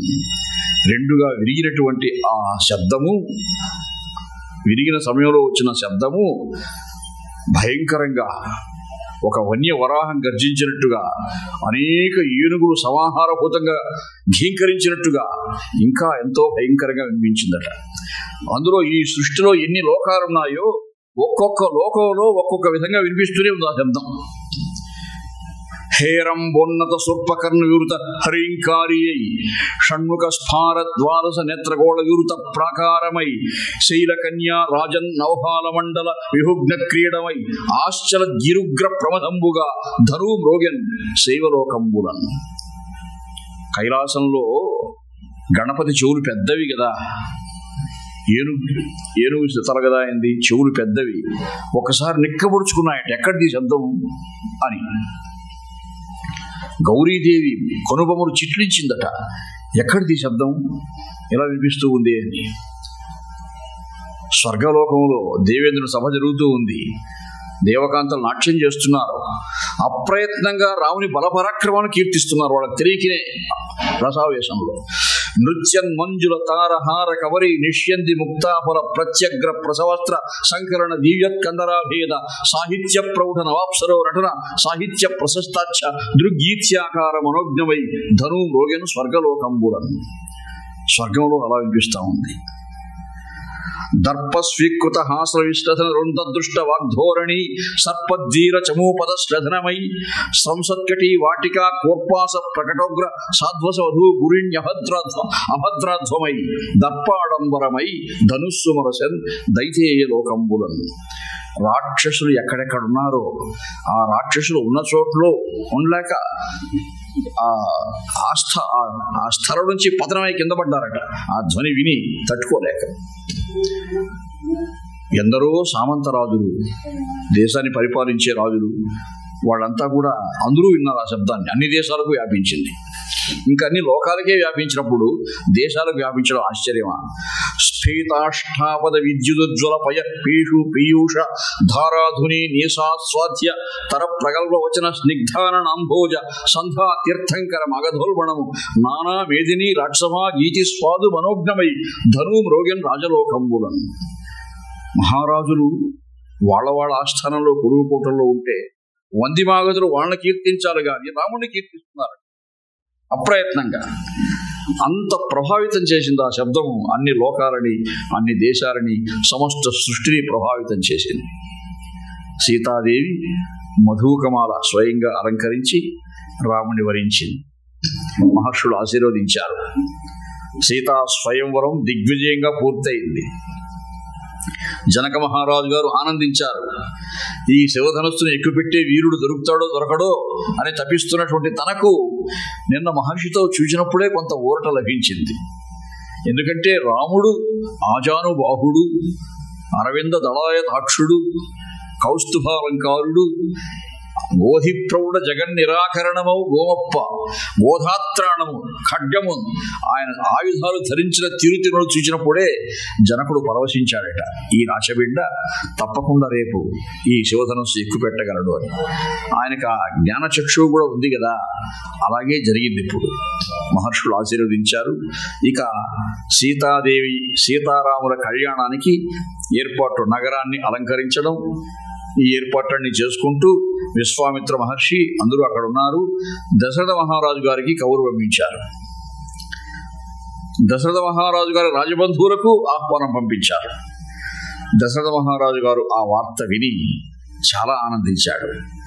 ఆ విశ్వామిత్ర మహర్షితో పంపించడానికి నేను సందేహించాను గాని ఎంత మనోజ్ఞంగా రాముడు పెళ్లికొడుకై తిరిగి వస్తాడని అనుకోలేదు అని ఎంతో ఆనందించి తన 3 రాణులతో, తన రాజ పరివారంతో, తన రాణుల యొక్క అన్నదమ్ములు వాళ్ళు వీళ్ళు అందరితో దివ్య రథాలు అధిరోహించి వాళ్ళంతా కూడా మిథిలా నగరాన్ని చేరుకున్నారు. వాళ్ళు అలంకారాలు జరుగుతూ ఉన్నాయి. పెళ్లి కుమారునికి, పెళ్లి కుమార్తెగా సీతాదేవికి అలంకారాలు జరుగుతూ ఉన్నాయి. భగవంతుని పెళ్లి కొడుకు చేయడం అంటే ఏమండి? అన్నమాచార్యుల వారు వర్ణిస్తారు. అదే చూడరే మోహన రూపం, 10 కోట్లు కల భావజ రూపం, వెలయగ 16,000 మగువలను అలమిన ఘన మోహన రూపం, వలచిన నంద వ్రజము గొల్లెతల కులుకు చూపులకు గురియగు రూపం. అటువంటి మహా సౌందర్యమూర్తి శ్రీరామచంద్ర ప్రభువు. శ్రీకృష్ణుడైనా శ్రీనివాసుడైనా అంతా ఆయనే కదా. వెంకటాచల మహాత్మ్యానికి సంబంధించిన స్థల పురాణాల్లో ఒక ఐతిహ్యం ఉన్నది. కళ్యాణఘట్టం కాబట్టి చెప్పుకోవాలి మనం. అది లక్ష్మి అడిగి వచ్చేశారు వైకుంఠం నుంచి. అమ్మవారు వెతుక్కుంటూ వచ్చారు శ్రీమన్నారాయణుడు. ఆమె ఎక్కడ పోయింది? కొల్హాపూర్కి వెళ్ళింది. అక్కడ స్వయంభూగా వెలసింది. అగస్త్య మహర్షుల వారు సేవిస్తున్నారు అక్కడ ఆ తల్లిని. అగస్త్యకృత లక్ష్మీ స్తుతి ఉంది ఇప్పుడు కూడా. ఎన్ని కష్టాల్లో ఉన్నా ఆ అగస్త్య మహర్షి చెప్పిన లక్ష్మీ స్తోత్రం చదువుకుంటే కష్టాలు తీరిపోతాయని కూడా చెప్తారు పెద్దలు. గ్రంథస్థమై గ్రంథాల్లో ఉంది, అది పురాణాల్లో ఉంది. అక్కడికి వచ్చాడు శ్రీమన్నారాయణుడు. ఉందని తెలిసి అమ్మవారు తెలిస్తే అగస్త్య మహర్షుల వారు, అమ్మ దేవదేవుడు వస్తున్నారు మిమ్మల్ని వెతుక్కుంటూ అంటే లోపల రాకూడదని చెప్పండి ఆయన్ని. కోపగా ఉన్నారు కదా అమ్మ, ఎట్టి పరిస్థితుల్లో లోపల రావడానికి వీలేదు, బయట నుంచే పంపించేయండి అని. లక్ష్మీదేవి దగ్గర యోగిని కన్యకలు ఉంటారు, పరిచారికలు. వాళ్ళు వెళ్ళి, స్వామి ఆగ్రహంతో ఉన్నారు అమ్మవారు, మీరు వెళ్ళినా తిరస్కరిస్తారు అని లోపల రావద్దన్నారు.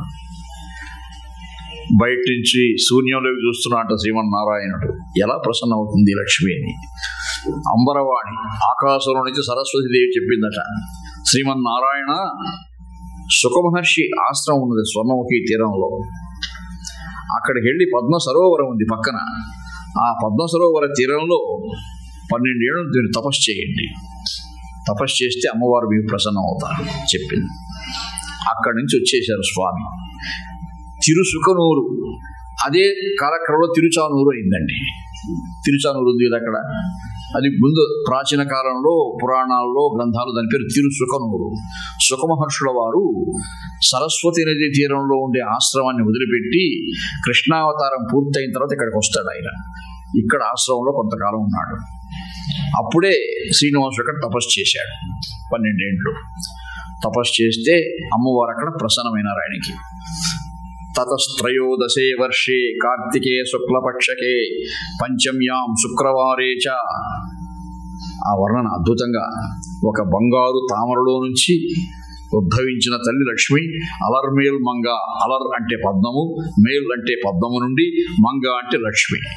అలర్మేల్ మంగగా ఆవిర్భవించి వచ్చి స్వామివారి మెడలో ఒక కలహారమాల అలంకరించి, వక్షస్థలం అలంకరించి, అప్పుడు స్వామి శ్రీనివాసుడైనాడు.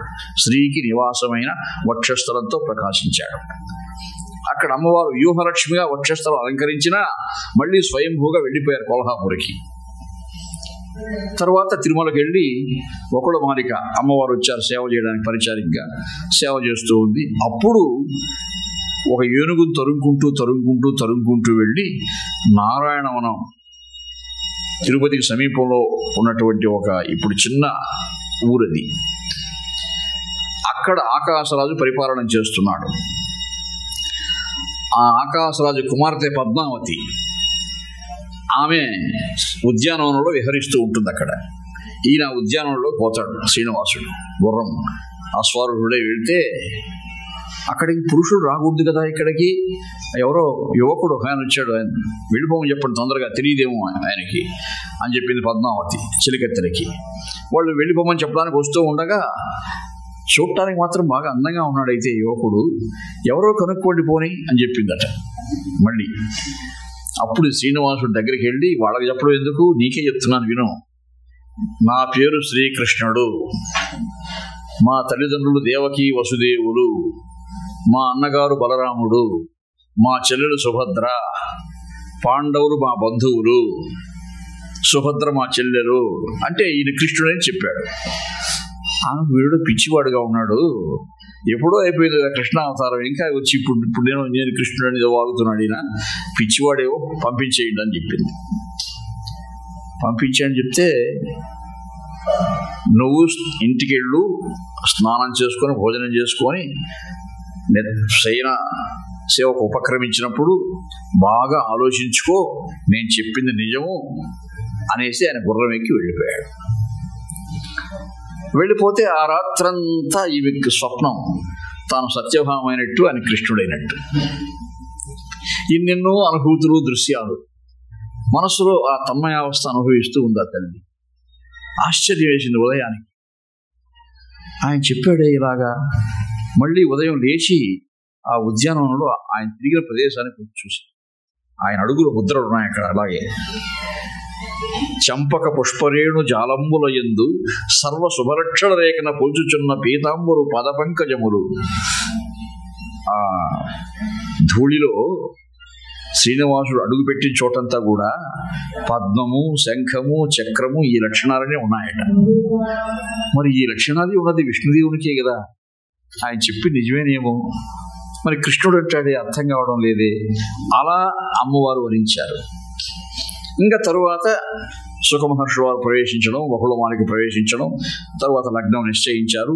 ముందు ఆకాశరాజు, ధరణీదేవి ఎవరో అరణ్యంలో ఆశ్రమంలో ఉండే అబ్బాయికి ఎలా ఇస్తామని అమ్మాయిని చూశారు. కానీ ఆ తర్వాత అన్ని విషయాలు తెలుసుకున్నాక అమ్మాయిని ఇవ్వడానికి ఒప్పుకున్నారు. లగ్నపత్రిక రాసి పంపించారండి తిరుమలకి. ఆశ్రమంలో ఉండగా వెళ్ళి ఒకడుమాలిక దగ్గర ఇచ్చారు సుఖమహర్షి లగ్నపత్రిక. అమ్మ మహారాజు గారు ఒప్పుకున్నారు, ఫలానా రోజు పెళ్లి మీ అబ్బాయికి వాళ్ళ అమ్మాయికి అని. ఆ లగ్నపత్రిక చదువుకుందా తల్లి, ఏడ్చిందట. శ్రీనివాసుడు, ఎందుకమ్మా పెళ్ళంటే ఆనందించాలి కానీ ఏడ్చేది ఎందుకు అన్నాడు. ఏడాదికి ఏం చేస్తాను ఆయన, ఈ పెళ్లి కుదురుతుందో కుదరదో అనుకుంటా ఉన్నాను నేను, కుదిరిపోయింది. మరి ఆయన ఏమో మహారాజు మీ మామగారు, మనం ఎంతమంది పోయినా భోజనాలు బ్రహ్మాండంగా పెట్టగలరు, ఇక్కడ మనమే ఏదో నువ్వు వేటాడి తీసుకొస్తే ఏదో చేసి పెడుతున్నాను నేను నీకు. మరి పెళ్లికి ఏమో శంకరుడు వస్తాడు, బ్రహ్మ వస్తాడు, అష్టదిక్పాలకుడు వస్తారని చెప్తున్నావు నువ్వు, వాళ్ళకంతా ఒక్కటి భోజనం పెట్టలేవే మనం, మరి ఎట్లా జరుగుతుంది ఈ పెళ్లి, నాకు అర్థం కాలేదు నాయన అని, అందుకు దుఃఖం వస్తూ ఉందిరా అని చెప్పింది. అందుకు బాధపడేది ఎందుకమ్మా, ఆలోచించాడు స్వామి. డబ్బు కావాలి కదా పెళ్లి అంటే, ఊరికేనా, ఖర్చులకు బాగా డబ్బు ఉండాలి కదా అని. కలియుగం వచ్చేసింది, అప్పటికే కలియుగం ప్రథమ పాదం వచ్చేసింది. మరి ఈ కలియుగ లక్షణంలో రెండో భార్యని పెళ్లి చేసుకోవడానికి మొదటి భార్యని డబ్బు అడిగితే ఇస్తుందా? లక్ష్మి దగ్గరికి కావాల్సిన డబ్బు ఉంది, ఆమె డబ్బు అడగాలని భయపడ్డాడు ఆయన. కుబేరుని స్మరించారండి. కుబేరుడు వారు వచ్చారు.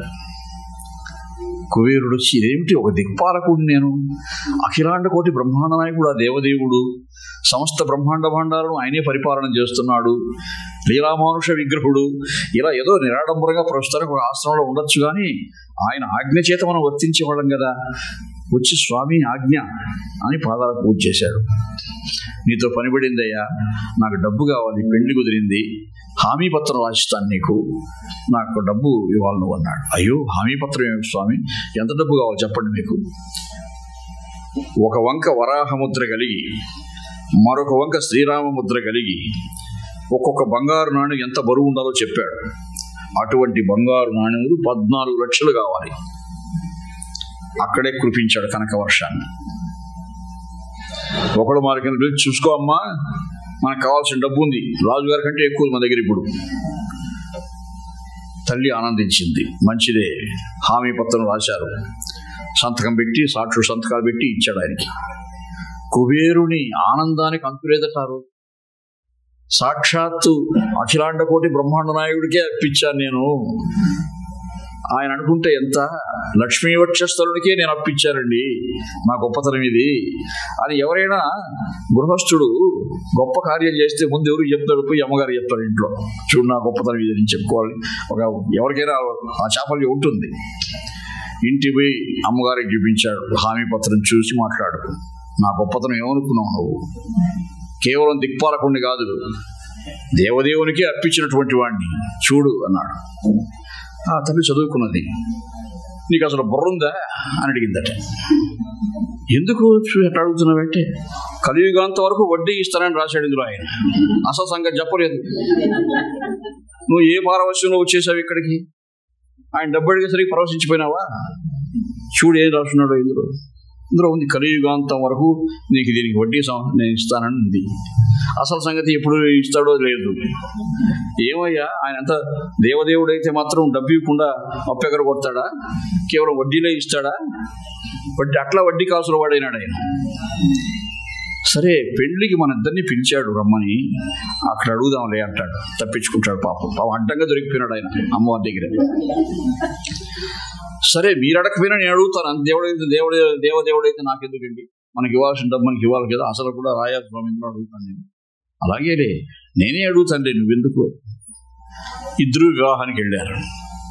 వెళ్ళి పెళ్లి కుమారుడుగా అలంకారం చేసుకొని ఆ దేవదేవుడు వస్తూ ఉంటే ఎంత మనోజ్ఞంగా ఉన్నాడు. ముందే అందగాళ్ళకి అందగాడు ఆయన. 16,000 గోపస్త్రీలతో నుండి అపకీర్తినందని అందగాడు. అటువంటి అందగాడు ఆయన. అటువంటి వాడు వస్తూ ఉంటే పరవశించిపోయారు దేవతలంతా ఆయన్ని చూచి. కుబేరుని భార్య మెల్లగా చెప్పిందట భర్త, ఆయన ఏమడగద్దండి, చూస్తూ ఉంటే 2 కనులు చాలడం లేదు ఆ దేవదేవుణ్ణి, మనకు ఆ సేవాభాగ్యమే చాలు, ఆయన వడ్డీ ఇస్తేనే చాలులే మనకి అంటూ ఉందట. శ్రీనివాసుడు మంగళవాద్యాలతో వస్తున్నాడు పెళ్లి కొడుకుగా. వస్తూ ఆ పిలిచాడు దగ్గరికి. భయపడింది ఆ తల్లి. వెళ్ళి పాదాలకు నమస్కరించింది. స్వామి, అమ్మా, వడ్డీతో కూడా కలిపి అసలు ఇస్తున్నానని అర్థం దానికి, అందులో రాసిన దానికి.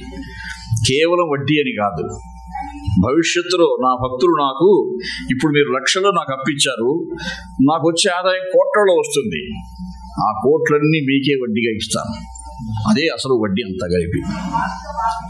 అంటే ఇప్పుడు అదేగా జరుగుతుందండి. 4,000 కోట్లు అంటారు, 5,000 కోట్లు అంటారు, అంతా కుబేరుని వడ్డీకి జమ చేసినామని అంటే మాటే, అది సంప్రదాయం మాటే. ఆణివారాస్థానం అని ఒక రోజు జరుగుతుంది, అకౌంట్స్ డే స్వామికి. ఆ రోజు ఆదాయ లెక్క చెప్తారు. లెక్క చెప్తే నేను అక్కడ స్వామి సేవ చేశాం కాబట్టి చూశాను ఆ తంతు. బాగా పెద్ద అధికారులంతా కూర్చుంటారు. ఈఓ గారు ప్రధానాధికారి, ఆయన ప్రధానార్చకులు జిఎం గారులో వస్తారు. మొత్తం ఆయన చదివి వినిపిస్తాడు. ఒక ఆయన అతిథి భవనాల్లో ఎంత వచ్చింది, ఆర్జిత సేవల్లో ఎంత వచ్చింది, పూర్తిగా అంతా కలిపితే 4,000 కోట్లు 5,000 కోట్లు వచ్చింది అని అందరినీ అక్కడ కూర్చోబెట్టి జేవీల దగ్గర వాళ్ళు లోపల పోయి తెర వేసేస్తారు. ఒక అరగంట సేపు ఏదో పూజా కైంకర్యాలు జరుగుతాయి. ఆ తర్వాత వచ్చి ప్రధానార్చకులు జిఎం గారు ఎవరో ప్రకటిస్తారు. దేవదేవుడు అయినటువంటి శ్రీనివాసుని ఆజ్ఞతో ఈ ఆదాయం అంతా కూడా కుబేరుల వారి వడ్డీకి జమ చేయడం పూర్తి అయిపోయింది అంటారు. మాటే. అలా ఆ పరమాత్మ పెళ్లి కుమారుడు అంటే ఎలా ఉంటాడో ఎలా వర్ణించగలరు ఎవరైనా. ఇప్పుడు రాముడు ఆ విధంగా పెళ్లి కుమారుడు అవుతున్నాడంటే ఆయన చందనగంధియోర్తు రఘుచంద్రునకు నెరపూతలాగున గంధములంది బాసికముగట్టి మణి మకుటంబమర్చి చక్కందనమొప్ప నిన్నుదుట కస్తురి బొట్టిడి చూచువారికి ఆ ఇందు కళా కిరీటుడు ఇతడే అనుట తలపించిరయ్యడన్. చంద్రరేఖ అనే ఆభరణాన్ని ధరించినటువంటి పరమశివుడు కైలాసంలో ఎలా ప్రకాశిస్తున్నాడో, ఇప్పుడు పెళ్లి కుమారుడుగా ఆ బాసికం కట్టుకున్నటువంటి పెళ్లి కుమారుడుగా రాముడు అంతకంటే జగజ్జగీయమానంగా ప్రకాశిస్తున్నాడు అని బంగారంపు పడంతితో సవతి అయి భాషించు శ్రీదేవియో అంగశ్రీధర చంచలా రథయో ఉద్యజ్జీవరత్నంబో తన్ వంగీరూపము దాల్చి క్రొన్నెలేన ఆ జానకిని పెళ్లి కూతురు గావించి వివాహ వేదికడకు ఇంతో దిచ్చిరు ఉత్కంఠతో. అదేవిధంగా అమ్మవారికి అలంకారాలు చేస్తున్నారు. అలమేలు మంగ కళ్యాణోత్సవంలో స్వామివారితో కూడా కూర్చోవడానికి ఆయన అందగాళ్ళకి అందగాడు కదా, ఆయన దగ్గర పక్కన కూర్చుంటే అందచందాలు మనం తేలిపోకూడదని అలంకారం చేసుకుంటున్నారట అమ్మవారు. ఆ అలంకారం పూర్తి కాలేదు అంతవరకు. కొంతమంది అమ్మాయిలు అద్దం ముందు కూర్చుంటే ఎవరు అక్కడి నుంచి ఇంకా కష్టం తీసుకురావడం బయట. అన్నమయ్య అందుకు కూడా వర్ణిస్తాడు. చెలికత్తెలు వెళ్ళి, ఏ అలంకారాలు లేకపోయినా సరే నువ్వు జగదేక సౌభాగ్యవతివి తల్లి, జగదేక సౌశల్యవతివి, అందచందాలకి అందచందాలు సంతరించే ప్రకృతి మాతవు, తొందరగా వచ్చేయి. గంధము పూసేవేలే కమ్మనిమేన, ఈ గంధము నీ మేనితావి కంటి ఎక్కుడా, అద్దము చూచేవేలే అప్పటప్పటికి, ఈ అద్దము నీ మోము కన్న అపురూపమా, ఉద్దిక తామరవిరి నొత్తేవు కన్నుల, గద్దరి కన్నుల కంటే కమలము ఘనమా, బంగారు వెట్టేవేలే పడతి నీ మెయినిండా, బంగారు నీ తనుకాంతి ప్రతివచ్చీన, ఉంగరా రేటికినే ఒడికపు వేళ్ల, వెంగరి మణులు నీ వేలిగోర బోరుడా అని. ఈ అలంకారాలు ఏమీ నీకు అవసరం లేదమ్మా, నువ్వు సహజంగానే మహాసౌందర్యవతి అని పొగిడి అమ్మవారిని వేదికపైకి తీసుకొస్తారట. అలాగా సీతాదేవిని రాముణ్ణి తీసుకొని వచ్చారు. అక్కడ ఇక వివాహం జరుగుతూ ఉంది. వేద మంత్రాలు చదువుతూ ఉన్నారు. సాక్షాత్తు జనక మహారాజు గారే స్వయంగా వచ్చి ఇయం సీత మమసుత అని పాణిగ్రహణం చేయించాడు. పతివ్రత మహాభాగ ఛాయేవానుగత సదా, ప్రతీచ్ఛ చైనాం భద్రంతే పాణిం గృహ్ణేష్వ పాణిన. రామునికి సీతాదేవికి పాణిగ్రహణంతో వివాహం జరిగింది అని వాల్మీకి మహర్షి వర్ణించారు. కొంతమంది మహాకవులు మంగళసూత్రం కట్టినట్టే రాశారు. పాటల గంతి గంధర శుభప్రవేళ ఆ జగన్నాటక సూత్రధారి రఘునాథుడు తాను ఘటించే మంగళసూత్రధామము. హాటక గర్భదైవత మహర్షులు దీవననీయగా నిరాఘాట మరుద్వధు మధురగానము నింగిచలంగా, జనకి పాటల గంధి గంధర శుభప్రదవేళ. ఆ మంగళసూత్రాన్ని రాముడు అలంకరించాడని మహాకవులు వర్ణించారు. అలాగా సీతారాముల కళ్యాణం ఎంతో వైభవం జరుగుతూ ఉంది. అందరూ పెళ్లి వేడుకల్లో ఉన్నారు. మనోజ్ఞంగా ఉంది వాతావరణం అంతా కూడా, అంతా బాగానే ఉంది. మరి మంగళవాద్యాలతో మళ్ళీ అరుంధతి ఈ దర్శనం ఏదో చేస్తారు కదా వధూవరుడు, అలా వస్తూ ఉంటే భయంకర శబ్దం వినిపించింది ఆ మందిరంలో. ఆ ద్వారం దగ్గర చూస్తే ఒక మహానుభావుడు వస్తున్నాడు. తాళ ప్రమాణమో తను ఎష్టి గలవాడు, తాటి చెట్టంత పొడుగున్నాడు ఆయన. జలధి నురువులవు అని జడలవాడు, సముద్రంలో నుంచి తిట్టుగట్టి ఎర్రగా నొరగా వస్తూ ఉంటుంది కదా, అటువంటి జటాజుటాలతో ఉన్నాడు ఆయన. భాలభాగమునందు బ్రహ్మతేజమువాడు, చేతులందు ఆయుధశ్రీగలాడు. భయంకరమైన గండ్రగొడ్డలు చేతిలో పట్టుకున్నాడు, ఇంకొక చేతిలో ధనుర్బాణాలు పట్టుకో ఉన్నాడు. ఆయన చూస్తూ ఉంటే అందరికీ భయం భ్రాంతులు కలిగిపోయింది. వస్తున్నాడు ఆయన. ఎవ్వడురా త్రిలోచను అహీన మహాధను వెత్తి, చేతుక్రొంబొవ్వు విధాన దాని పరుముక్కలు చేయగా సాహసింపగా క్రొవ్వినవాడు, వాని చురుకుని తెలివింగని సంతసించుచు నవ్వినవాడు, మత్పరసు నవ్య మహాజ్ఞల పాలు చేసేదని. ఎవడరా వాడు? శివధనుసు భంగం చేశాడట. అది చూసి ఎవరు మెచ్చుకున్నారట. ఆ శివధనుర్భంగం చేసిన వాడిని ప్రశంసించడం, అందరిని శిక్షించడానికి వచ్చాను ఇప్పుడు నేను. ఆయనే పరశురాముడు. అభ్యాసొన్నగ భాగ జిహ్మద దురహంకార తన్నాడు, వాల్లభ్యం బొప్పగ నవ్వు తల్లిదగు ఫలం బొప్ప, కావిభ్య షణ్ముఖి విఘ్నరాజులను కంపింపంగ చేయంగా, వాల్లభ్యం బొప్పగ నవ్వు తల్లిదగు ఫలం బంధు నాటింప, ఆ క్షుభ్య కోపలత ప్రణేతయు ఆ క్రొవ్వాడి ఎవ్వాడురా, ఎవర్రా వాడు అంత గర్వాంధకారుడు, రమణుడి వాడిని అంటూ వచ్చాడు. రాముడు వెళ్ళి భార్గవరాములకు నమస్సుమాంజలి నమస్కారం పెట్టాడు. జనక మహారాజు గారు వచ్చి నమస్కారం పెట్టారు. దశరథ మహారాజు గారు వచ్చి నమస్కారం పెట్టారు.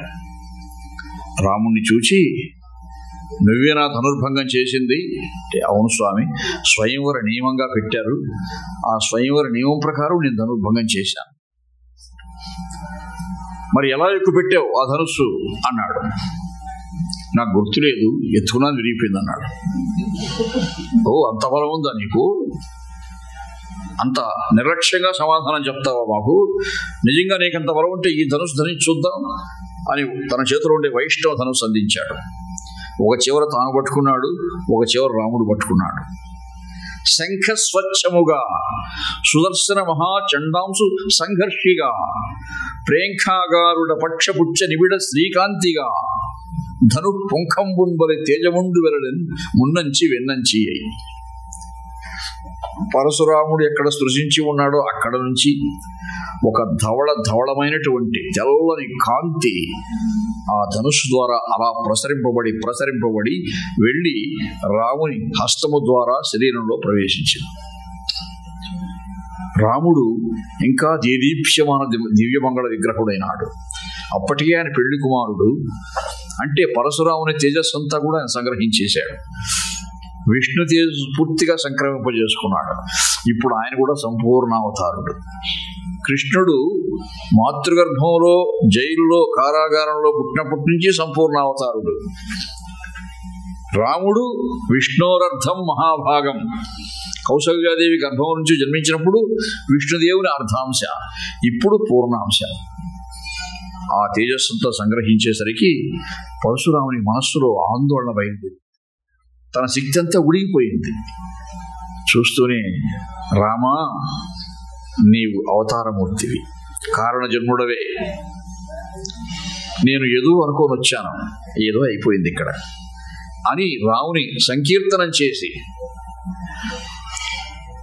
మహేంద్రగిరి పర్వతంలో తపస్సు చేసుకుంటాను. వెళ్ళి ఈ గండ్రగొడ్డలు తిరస్కరిస్తుగా పరిత్యజిస్తున్నాను.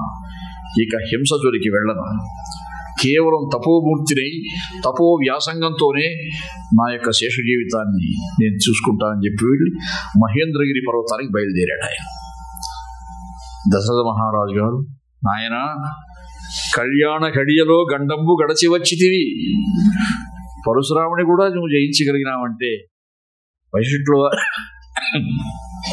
వశిష్ఠుడు చెప్పాడు, విశ్వామిత్ర యజ్ఞ సంరక్షణకు నేను పంపడానికి నేను భయపడుతూ ఉన్న సమయంలో నీ పరాక్రమం ఎటువంటిదో, నీ తేజస్సు ఎటువంటిదో వర్ణించారు. కానీ నాకు బిడ్డవే, నువ్వు భగవంతుడైతే కావచ్చుగాక.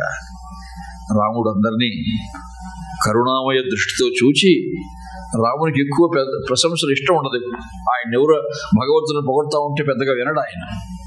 ఆ అవతారంలో ఆ స్పృహ కూడా లేదు ఆయనకి. అలా అనుగ్రహించి ఆ జనక మహారాజు గారి యొక్క ఆతిథ్యాన్ని స్వీకరించి ఒక సుముహూర్తంలో మిథిలా నగరం నుంచి ఆ బయలుదేరారు. అంటే రామునికి సీతకు ఎంత వివాహం వైభవంగా జరిగిందో మిగిలిన అన్నదమ్ములు కూడా అలాగే జరిగింది. జనక మహారాజు గారి సోదరుల కుమార్తెలైనటువంటి ఊర్మిళాదేవి లక్ష్మణునితోనూ, మాండవీదేవి భరతునితోనూ, సుతకీర్తి శత్రుఘ్నునితోనూ వివాహం జరిగింది. ఈ 4 కొడుకులు, 4 కోడళ్ళు. ఒకప్పుడు బిడ్డలేరని బాధపడిపోయినాడు ఆయన. ఇప్పుడు 4 కొడుకులు, 4 కోడళ్ళు, వైభవము ఏమి హాయిగా ఒక సుముహూర్తంలో మిథిలా నగరం నుంచి బయలుదేరి అయోధ్య నగరానికి వెళ్లే ఏర్పాట్లో ఉన్నారు వాళ్ళు. సీత ఇప్పటికీ పండితులు చర్చిస్తుంటారు, అనేక గ్రంథాల్లో చదివాను నేను.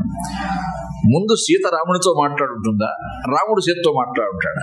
మీరు ఆలోచించుకోండి, ఎవరితో మాట్లాడుండాలి? ఏకాంతంలో వధూవరుడు కలుసుకున్నప్పుడు సీతాదేవి సిగ్గుతో కుంచిపోతూ ఉందట, తల ఎత్తలేకపోతా ఉంది, రాముడిని చూడలేకపోతా ఉంది.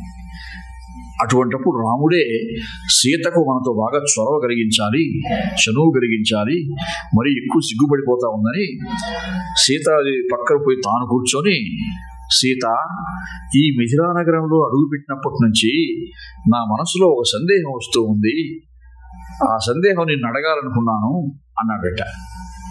ఏమిటి స్వామి ఆ సందేహం అని అడిగి అలా సంభాషణ పెంచాడు.